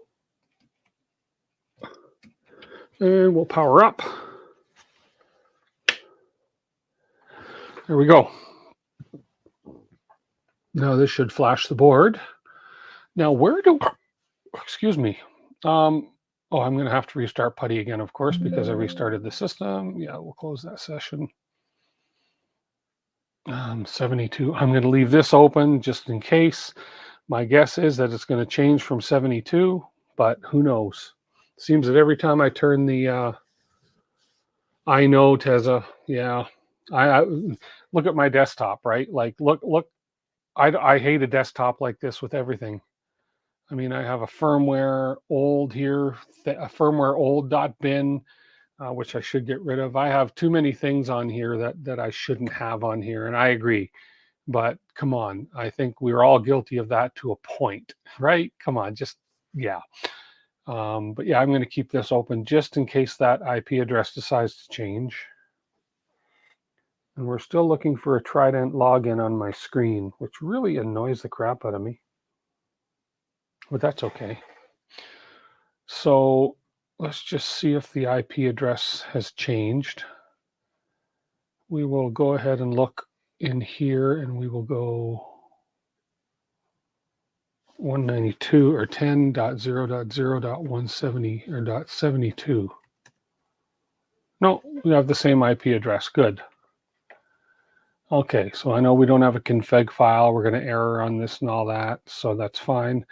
Now, I guess the other question I have here, let's see. Oh, we still got 20 minutes left here before I have to bid adios, but that's okay.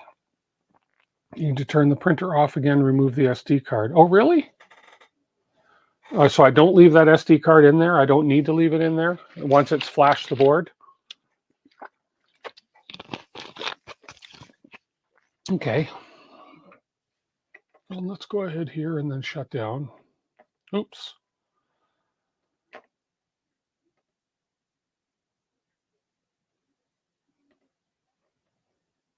Okay, we'll do the shutdown. Turn the printer off. And we'll remove that card, keep that in our little card drawer for future use. Now we'll turn the printer back on. I need to get that, I need to get clipper screen on, and then I need to figure out how to turn that screen around. Somebody mentioned it earlier in the comments, how to do that, the code for it, but I can have a look. But well, we got to get back into PuTTY anyways. Okay, let's see if we're going to have the same. See, and what's happening in the screen is the screen, and I don't know if it usually does this, but the screen's freezing. Well, it's going to go here, you'll see. And the screen's going to freeze right there, and it says Trident login. Now, I don't know, maybe once I get the clipper screen on there, it's going to be fine. I don't know. It's asking for Trident login on the screen. Interesting. Okay, let's see if we're still at 72.0.0.72. Yes, we are. Pi. Raspberry. Okay, now I just need to figure out how to get in here. Oh, I see. Okay, Teza, that makes sense. That's why, because I've always left it in, and that's why it probably takes so long for my friggin' printers to boot up. Oh, okay. Maybe that's why I've been having some issues. So earlier in the chat, let me see if I can find it. Somebody mentioned, I don't know if my chat will go up that far. No, I don't think so.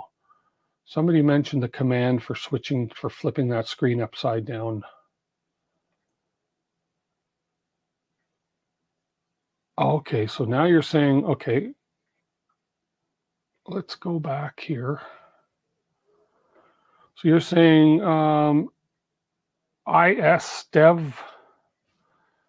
So I have to type in here, is that an is, or is just, or am I going dev serial by-id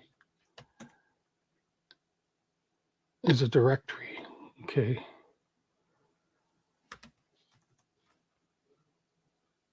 Is that a slash, Andrew, before the S? Or is that is that this guy?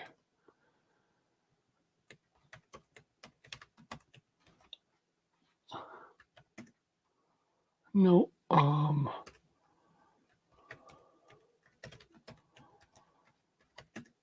no, ls. Oh, ls.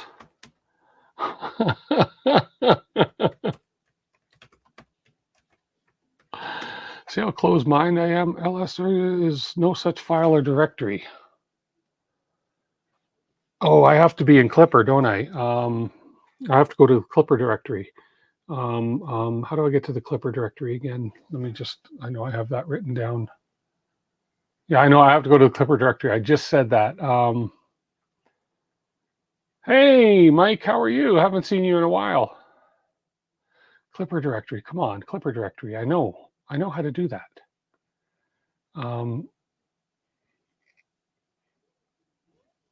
CD Clipper. Oh, it's just CD. Oh, it's like old DOS commands then, right? Lordy, CD. Oh, that's it? Okay, it's like DOS. I haven't used DOS in so long. ls/dev/serial by-id. No such file or directory. ls/dev/serial/by-id. Oh, ls is directory. So I just need dev. Okay.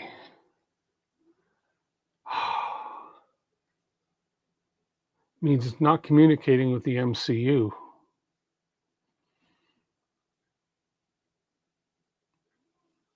ls is to look at structure. Oh, okay.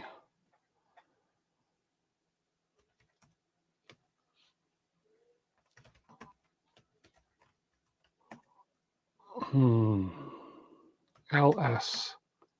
Oh.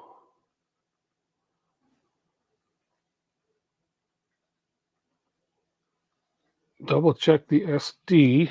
See if it renamed the Clipper bin. Oh, the SD that I took out. Oh, let's see.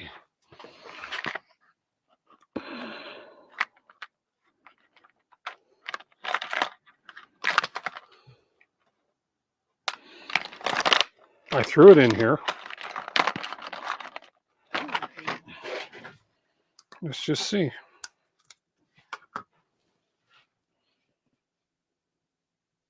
Yeah, it did.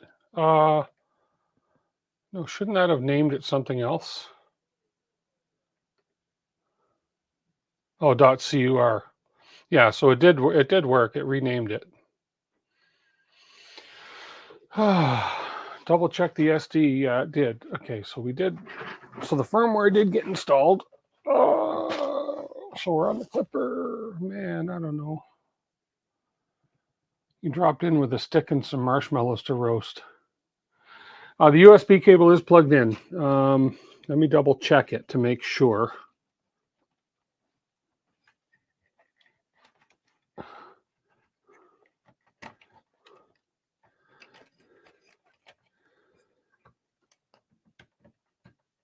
And we are firmly connected.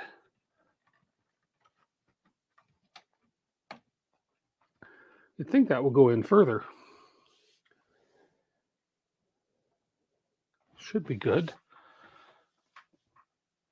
Let me try once more here.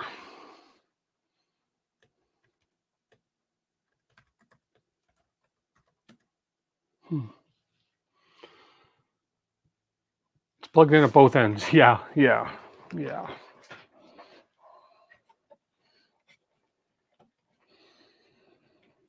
We are plugged in at both ends, although the one in the board.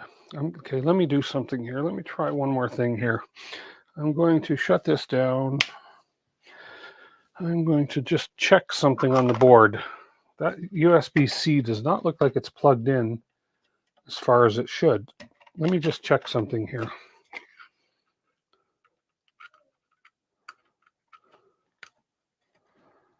Yep.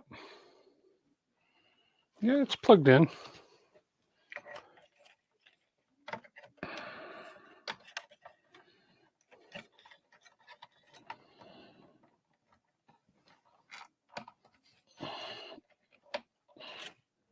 And on the Pi itself,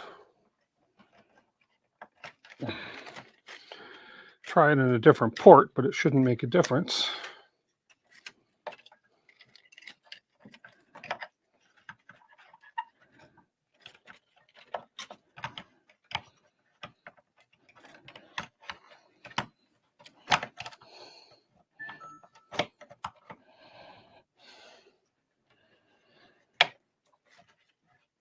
Okay, there we go. Okay.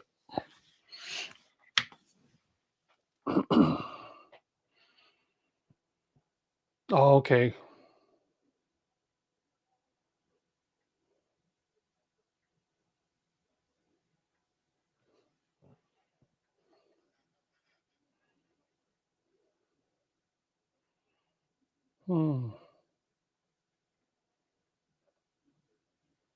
Okay, Nuno. Yeah, I've heard that before. I know. I keep forgetting.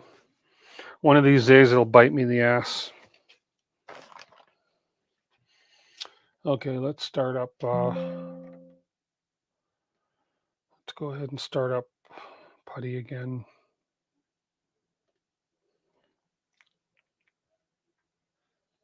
You're not Putty.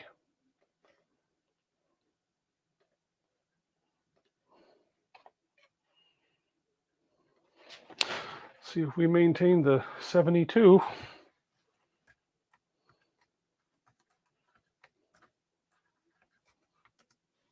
Did too. It likes 72.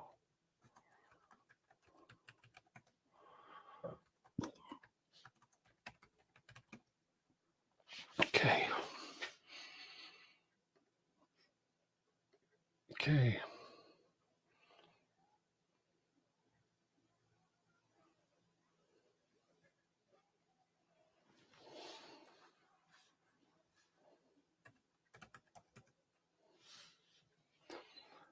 There's an LSUSB.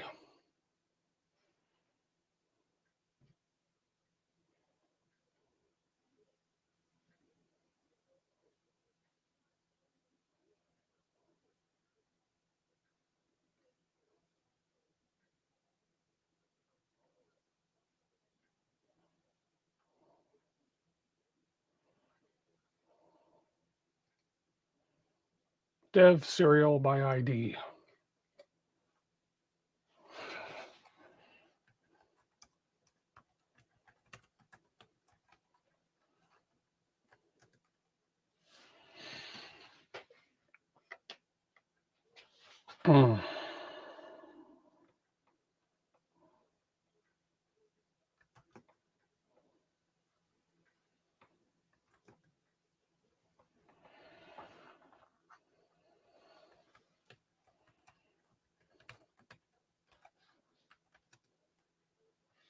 No, it doesn't seem to want to do that. No, it doesn't seem to want to do that.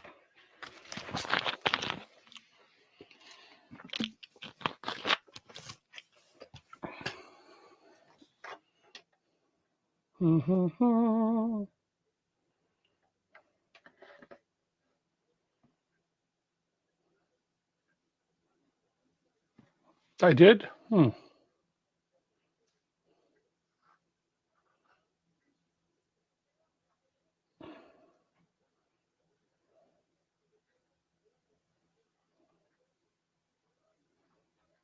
Hey, Death Cube. we are trying to grow me a brain and get Clipper running. Has to be a space in the command, Tim. Which space? After ls?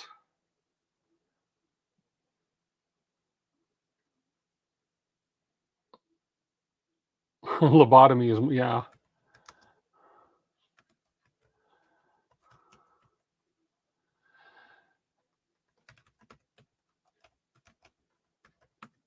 Oh, there we go. There we go. So there's our ID. So I know that if I'm not mistaken, I have to copy that. Command C.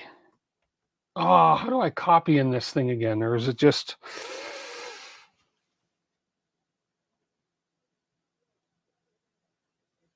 How do I copy? Command C doesn't work on this. Or do I right mouse click? No, I can't right mouse click and copy. I forget how to copy on this. Because I know I want to paste this to my notepad. I hate this interface. Right click. Oh, right click to copy? Oh, right click pastes it. Shift Control C. Okay, this didn't like whatever I just did there. Okay, so this, just this part here, Shift Control C. Let's go to my Notepad++. I've already got all kinds of crap in here. I don't need all this. Change log. I don't want all this. I want a new note. New note. No, I don't want to open a note. I want a new note. There we are. This one here. And Control V. There we go. So we've got that saved. Oh, now paste it into your notepad. Yeah. There we go. We got it in my notepad. We've got that saved. And Notepad automatically saves this stuff. So we're just going to save it anyways. And we're going to save this as Trident 2024 just in case. Oh, man, that was painful.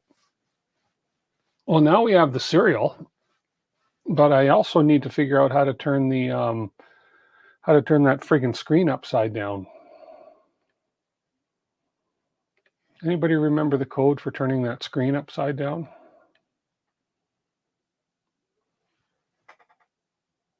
And I want to also install Clipper Screen. What's that one program you pull up on here where you can select what you want to install and it just does it? Clipper Screen was on there. Somebody mentioned it way back in chat. Let's see. Who mentioned it way back in chat?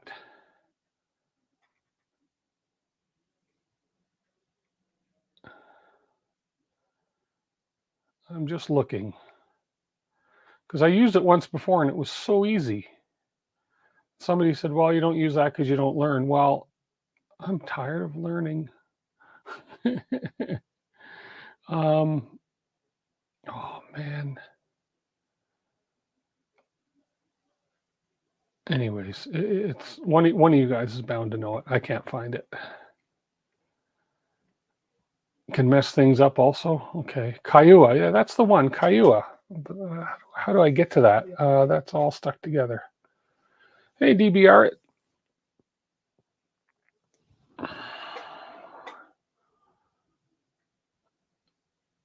I will tell you tomorrow after the video posts, and I can read the chat there.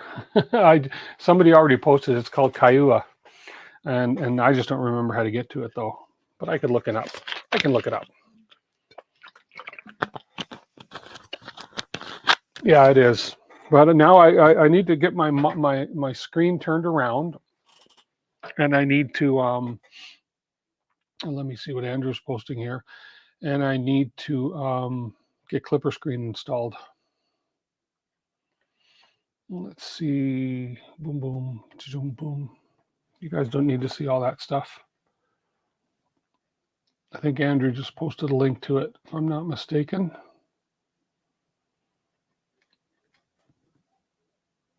Or did he? Why is my... Let's have a look. Kaiua, there we go. Okay.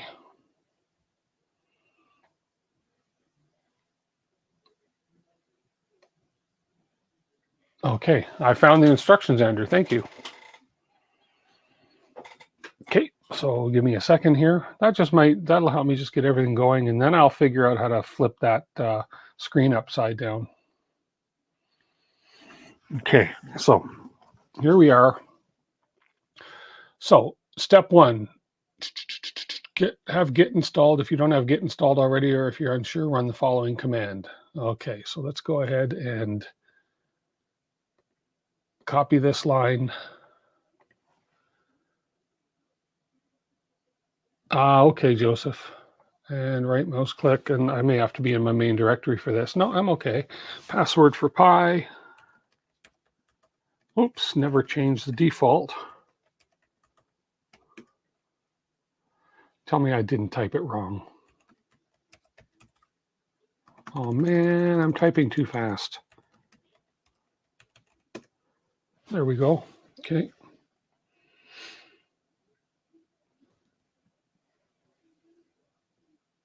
Once Git is installed, use the following command to download Kua to your home directory. So we copy and we paste and we enter.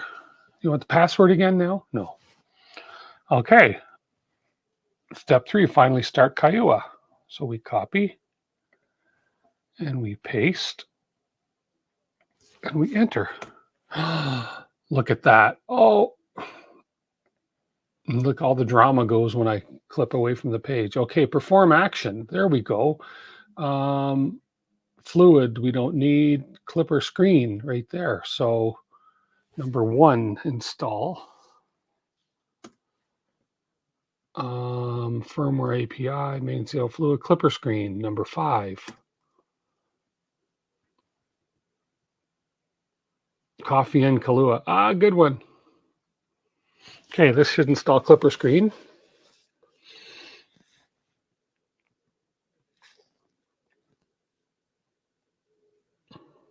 I'm still, as much as I do this over and over and over, I am still very, very, I guess I'm not that much of a geek as far as programming stuff like the Raspberry Pis.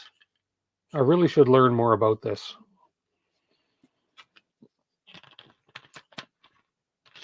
Number 5 is alive. Stephanie. Do not deactivate Stephanie. Okay. What Pi am I using? I'm using a Raspberry Pi 4B.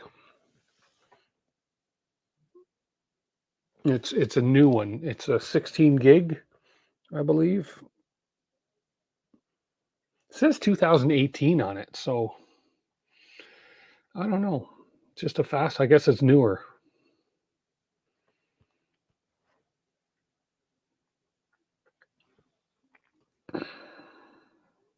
I wouldn't know if this is fast or slow, but obviously you know what you're talking about. So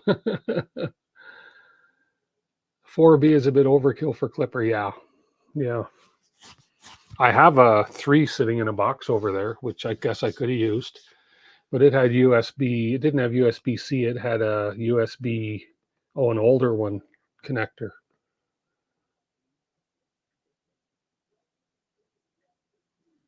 I have a few Pis kicking around. They're all Raspberry though.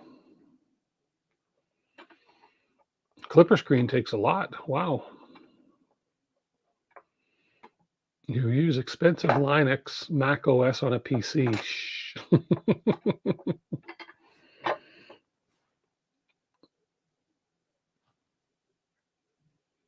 I think all of the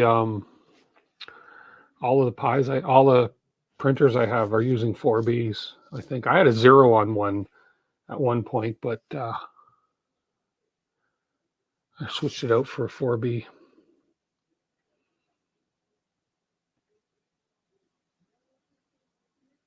Boy, this is a big install, isn't it? If only the Pi 02 came with a bit more RAM. Linux isn't... See, you guys are speaking French now. Linux and Unix. The only thing in common they have is they end in nix.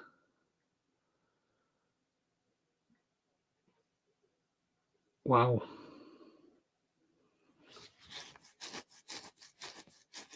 I know PCs and I know Macs.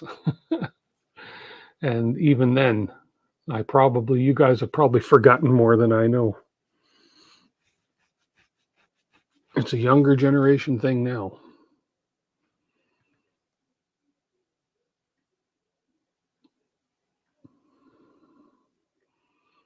The Orange Pi 02W comes with more memory. An Orange Pi 0.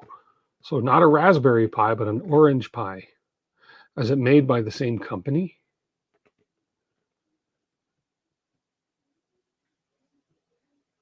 Wow. Orange Pi. Why don't they, why not Apple Pie? Why did they come up with Raspberry Pi? Why not pecan pie or apple pie? Just, it would be too confusing. People would try to eat it and they'd sue them.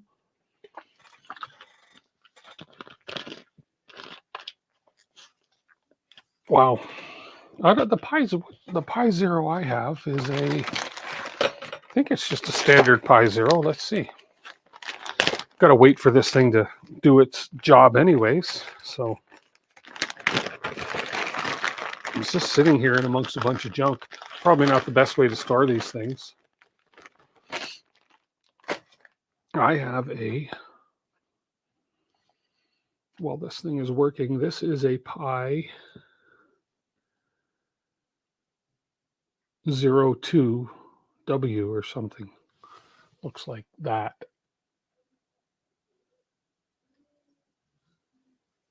And then the other one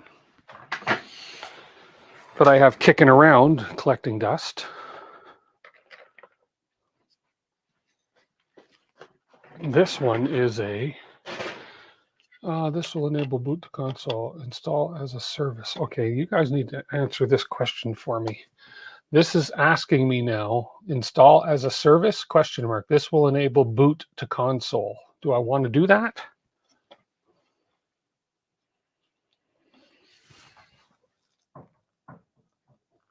Clipper screen, policy kit rules, policy kit version, blah, blah, blah, updating X11X wrapper. Install as a service. This will enable boot to console. Yes, okay, thank you. And enter. Thank you very much for answering that. It's good that I have a Pi Model 3B Plus with a date of 2017 on it. Oh, I don't need this on it. That's just a USB-C to USB, whatever that is, adapter for the power. So that's a perfect good Pi too. That probably would have worked on this printer as well. So, okay. Well, now that we've got our Pis all in a row, we are back to this screen. I don't need to install Octoprint. I just lost my mouse. There we are. 3S and 4S are ample.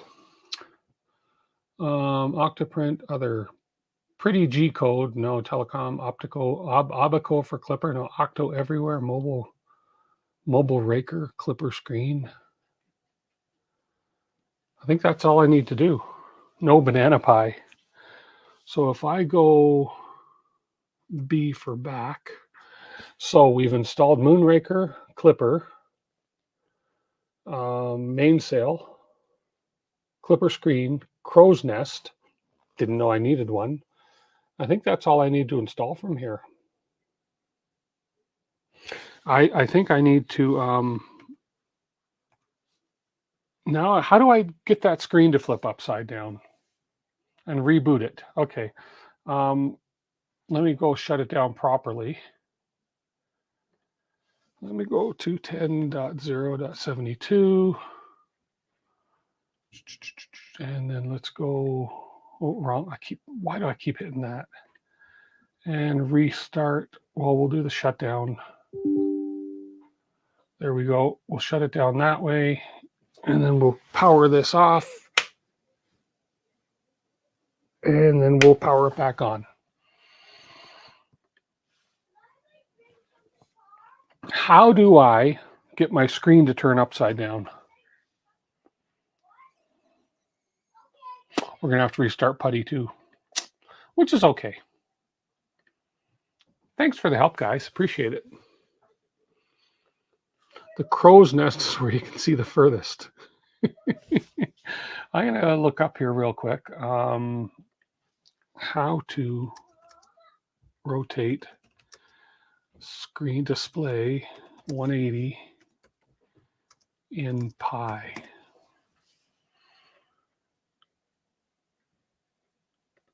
How to rotate your Raspberry Pi screen without moving the display.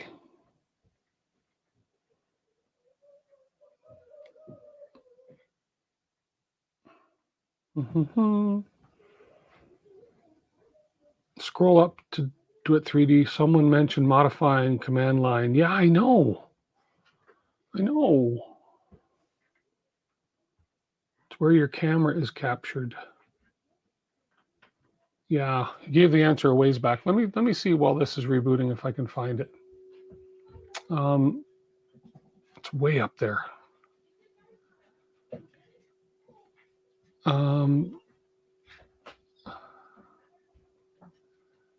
Wow, there's a lot of chat.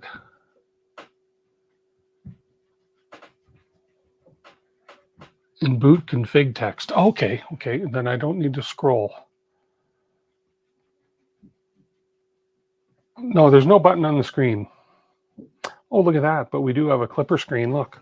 Doop, doop. See, screen looks more normal. So we will go here. You like that little effect right there? Let's go to Putty.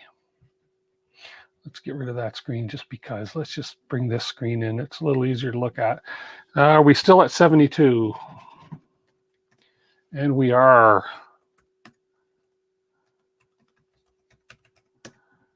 Okay, and now you said to go boot config.txt. Command line not found.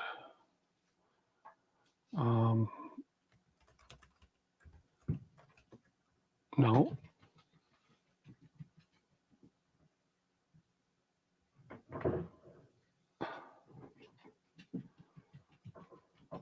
Boot config text. I know I got to get in somewhere else to do that. What does this say? No, this is not helpful. I don't want to rotate my Pi display. Oh, that was the web address you were reading. Okay. How do I get to the configuration menu in the Pi? In the config text tile, pre-configure the Raspberry Pi display settings. A config file. Okay, there we are right there. So sudo nano boot config text. Let's see if this works. Can't hurt anything. Sudo nano boot config text.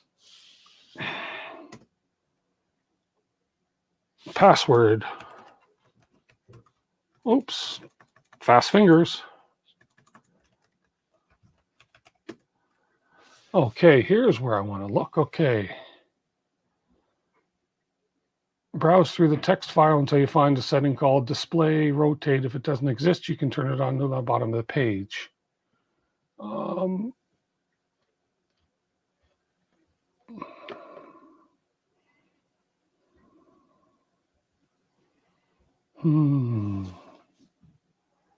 I found the same page you found. But what do I do here? That's the thing.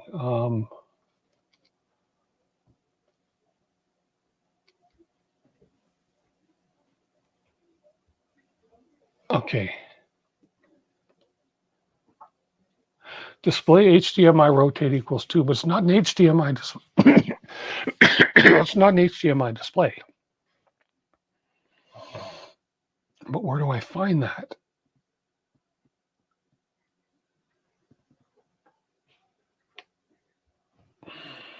Use your arrow keys to move the mouse wheel. Not the mouse wheel. Oh, I see. Oh, I see. Okay.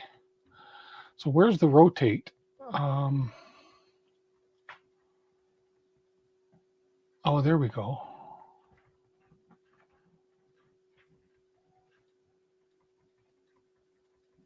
There should be a display auto detect. Okay.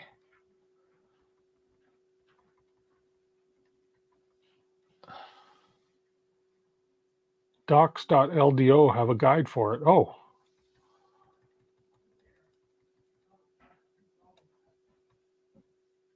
They need a find command here. I wonder.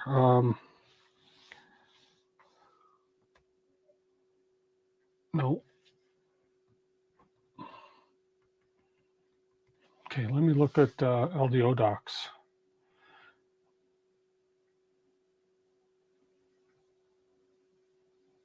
Control F. Yeah.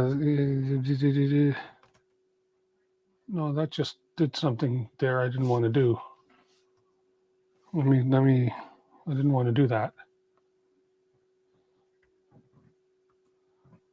Oh, come on. What did I just do? I don't want to screw this up.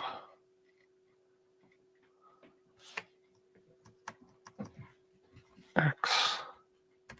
No, I don't want to do. What am I doing? I'm screwing this file up or something.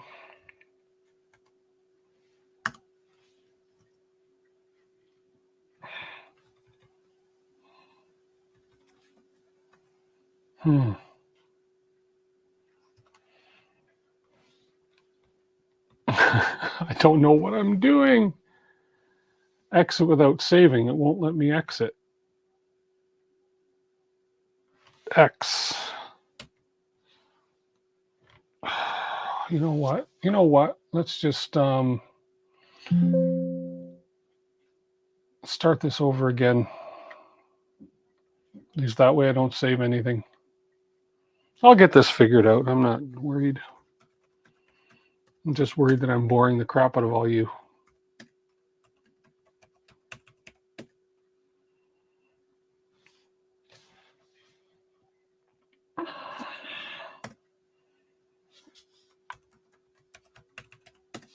Okay, here we are again.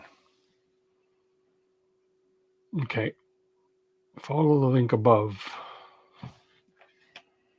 The link above. Okay, give me 1 second, Andrew. I got to go into my YouTube actual screen to click on that link. Okay.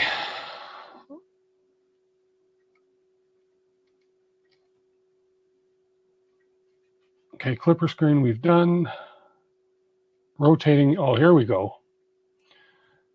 Remove the SD card from the. What?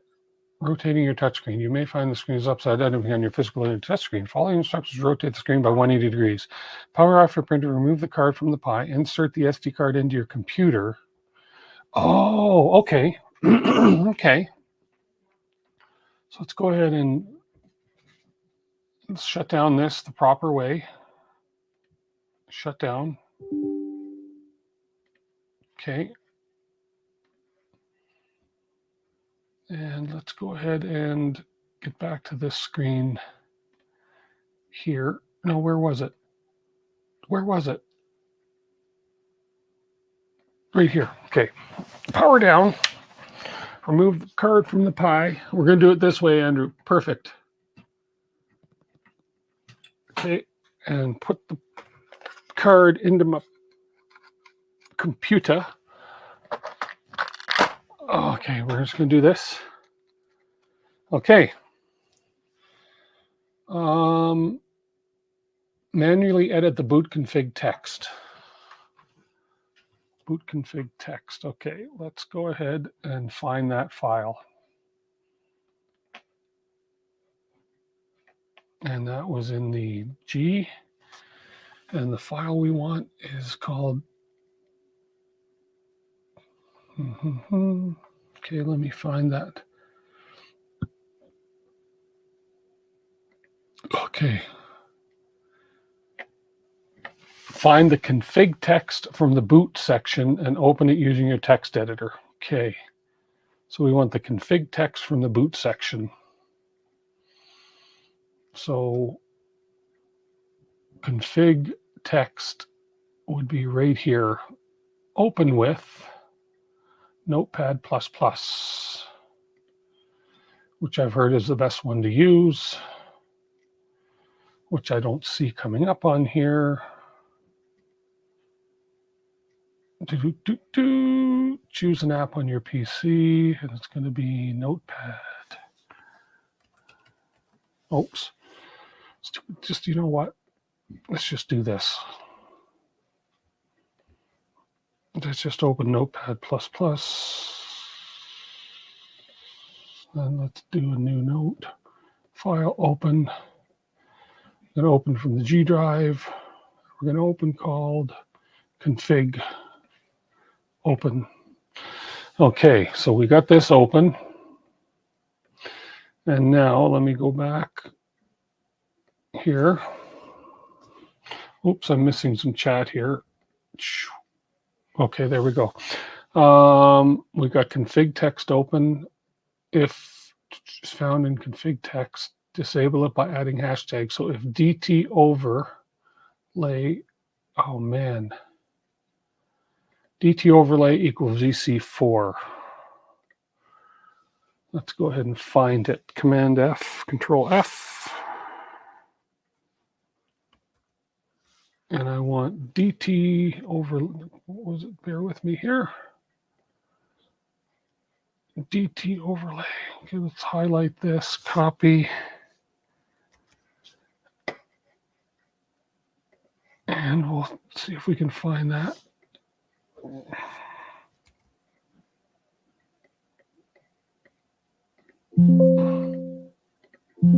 So it didn't find it.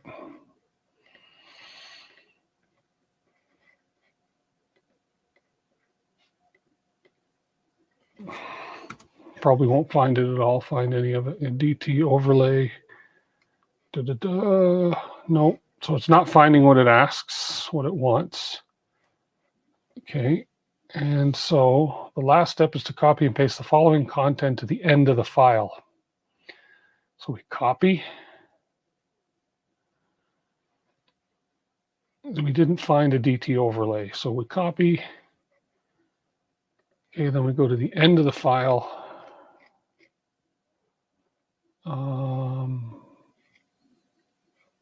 I guess we go before all. Well, we'll put it in here and we'll paste. Okay, I guess that's it. And then we will save.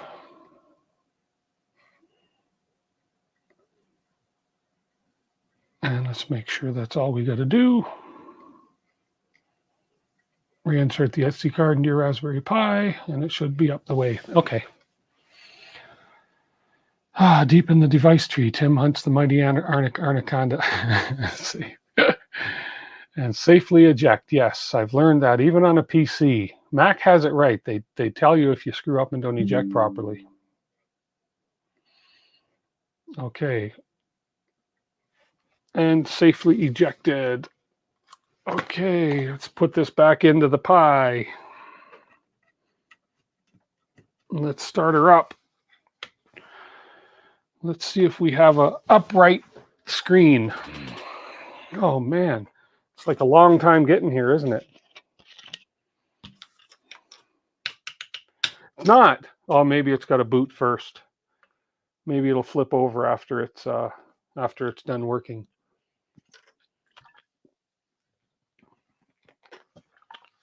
I don't know. And if it doesn't, then we just figure something else out. I've gone a half hour over my limit tonight. Oh, as I say, it takes me longer to do this part than it does to build the flippin' printer. And we are still upside down. So maybe that line it wanted me to look for and delete was still there, but I didn't see it.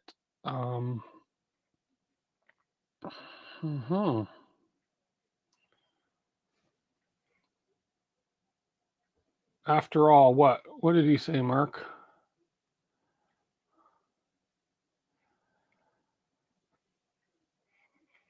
Oh man, I'm missing so much chat.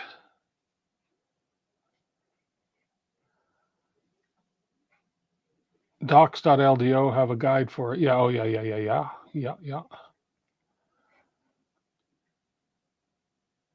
After all. Oh man, now you tell me. Okay, that's okay. Let's reboot. Okay, let's go ahead and power down. Okay, that's fine. So we'll power that down. Power it off.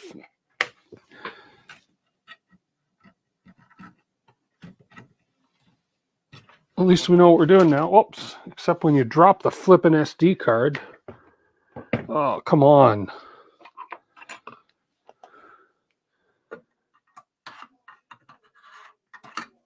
Come on, SD. Slide out. Slide. There we go.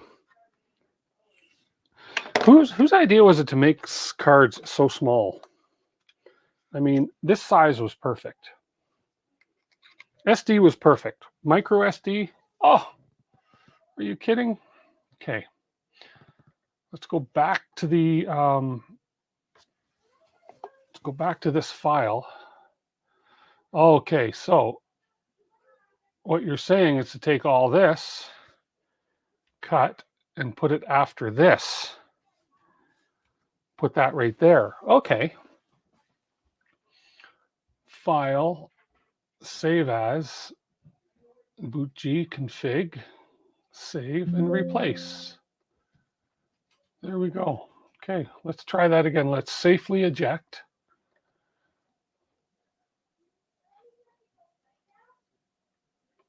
Eject. And we are good to eject. Okay, cool. Okay, we'll try it again.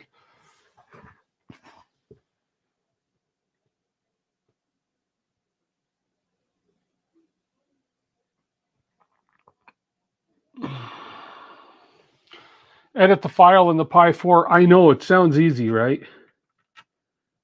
I don't know how to get to that file in Pi 4. Teza, if it was that easy, I would have been done this like an hour ago. Let's look and see what it's doing. We're still booting upside down.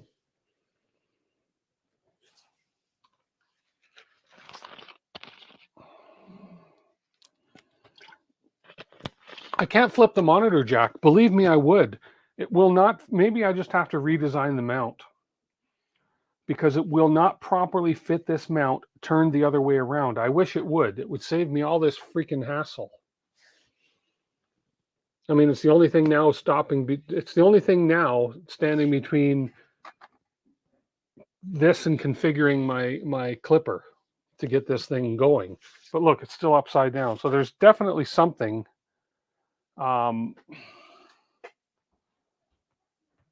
Definitely something going on. So it was only that easy.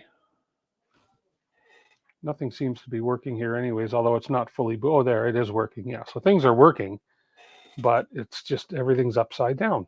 So now if I go into the, if somebody knows the proper commands in PuTTY to get to the config file or to do that, 10.0.0.72, and we can Pi, Raspberry, okay. Yeah, see, it's a I agree. It's a big why? Why isn't this working? So if I go back to the other, if I go back to here and I go back to this, oh, not this one. 1 to a 2 in the config. I thought it was a 2 in the config file. Okay. Okay, I guess just to save some little bit of time, does anybody know how to get to the config file from here? Oh, there we go. Sudo nano /boot /cmdlid.txt.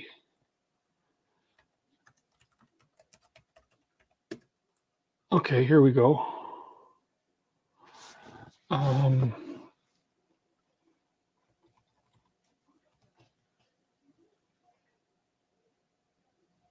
This doesn't do anything for me.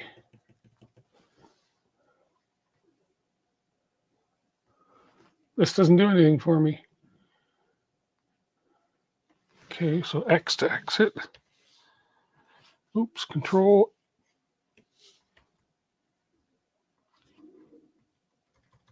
X. No, I don't want to save anything because I haven't done anything.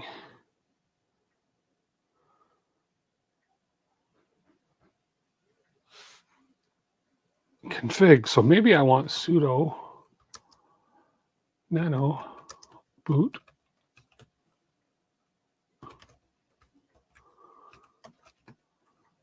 maybe this is what I want, the boot config place.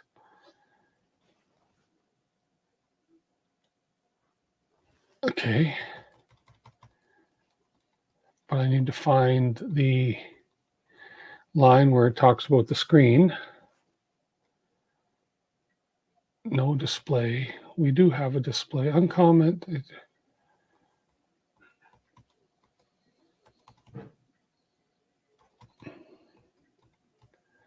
So this should be at the very bottom where I put it. Right there. Okay. Display LCD rotate equals 2. Okay, so what line did it want me to comment out? It had said to comment the line, comment out. Let's see. DT overlay equals VC4. DT overlay equals VC4, but I can't really find that line. Right there, DT overlay. Why are my arrows not working? Now I'm frozen. Oh, there we go.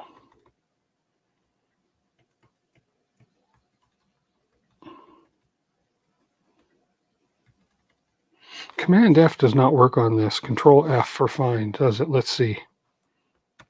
No, not within the, no.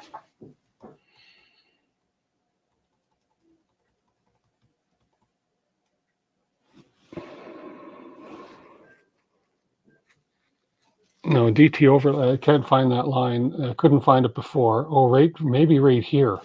DT overlay, is that the one that they were looking for? VC4, KMS, V3D. No, that's not FKMS, that's KMS.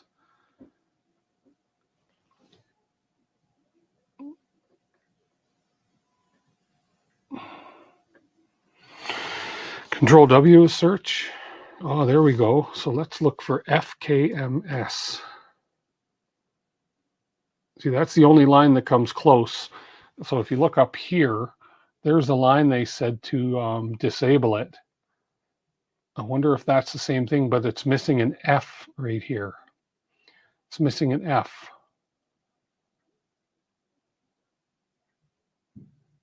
Maybe I just need to disable that.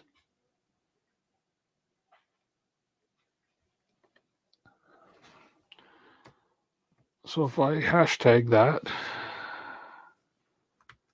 I mean, what's the worst it's going to do? Yeah, what's the worst it's going to do? We'll try it. Okay, and then from there we go Control X. We save. And to exit, we and enter.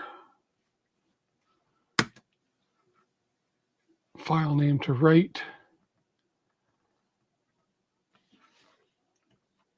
There we go. Okay. So now, if we go ahead and restart,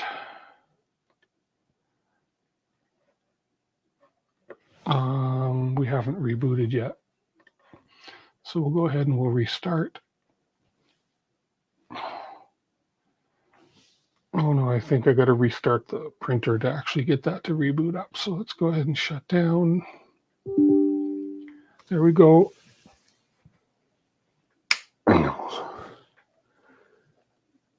Oh, sudo reboot. Is that all?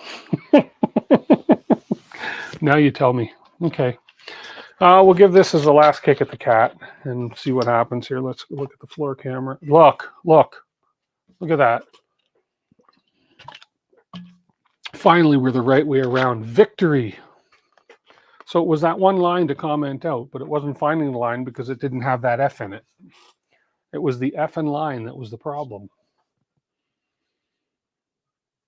Yeah, they need to get rid of that one with the F. I was looking specifically for that one command with the F in it.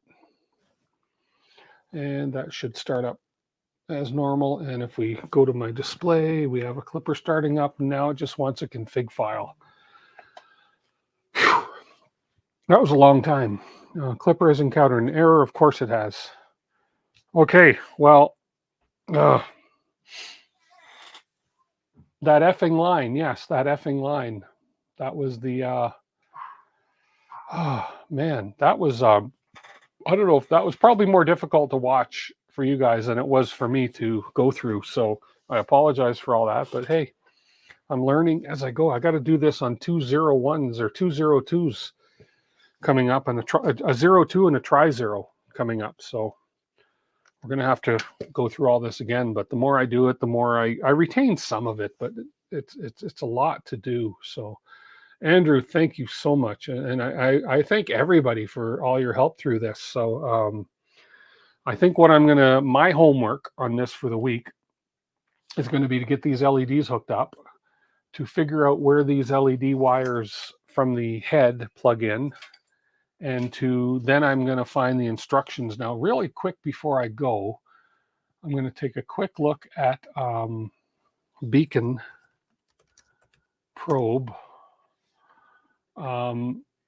Where's the beacon probe website? Let's see, beacon3d.com. So I believe on this site,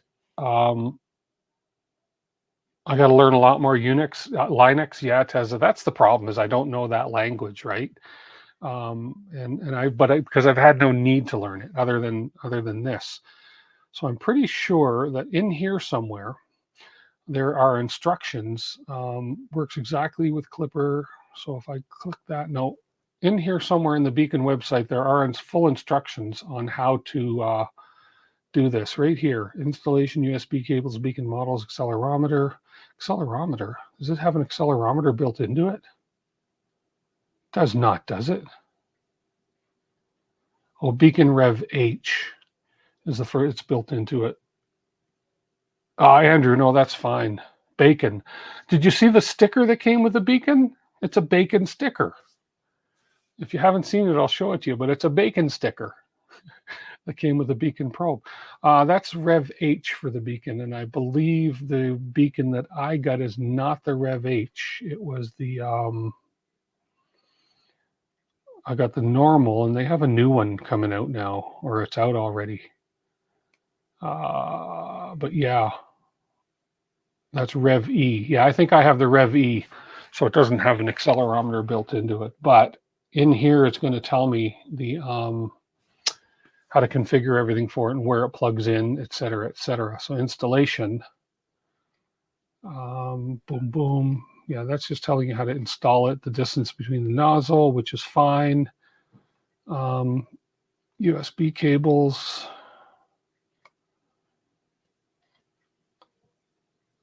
Anyways, this is where I got to go to find out all my information for hooking up the beacon, and it also gives me some codes for the config files as well. So that's where I'm going to go to get all that information. Yeah, so we're going to do that. So maybe we'll do that. Maybe I'll do that during the week. I don't know. We'll see how my week goes, how busy I get. Maybe I will maybe I'll just leave it till next stream. But I'd like to next week. I'd love to be able to get the have the config file in, and be able to get this on, and maybe even start doing some of the testing on it to test the motors and make sure I get everything hooked up the way it should be hooked up. So, but thank you everybody for all your help tonight. I really do appreciate it. Thank you, Richard McLean, for the $5 super chat earlier. That's very much appreciated. And I want to thank everybody for being here. And we are going to come back next week, and yeah, hopefully be a little more organized. This was the boringest stream that you're going to see, is this, because, as I say, the software part's always the most difficult for me. So, and I don't know if I'll be able to learn any more Linux, but hey, we'll try. We'll do our best. So have a great week, everybody, and we'll catch you guys all next week. Again, thank you so much. I appreciate each and every one of you for showing up. Talk to you guys later. Bye for now.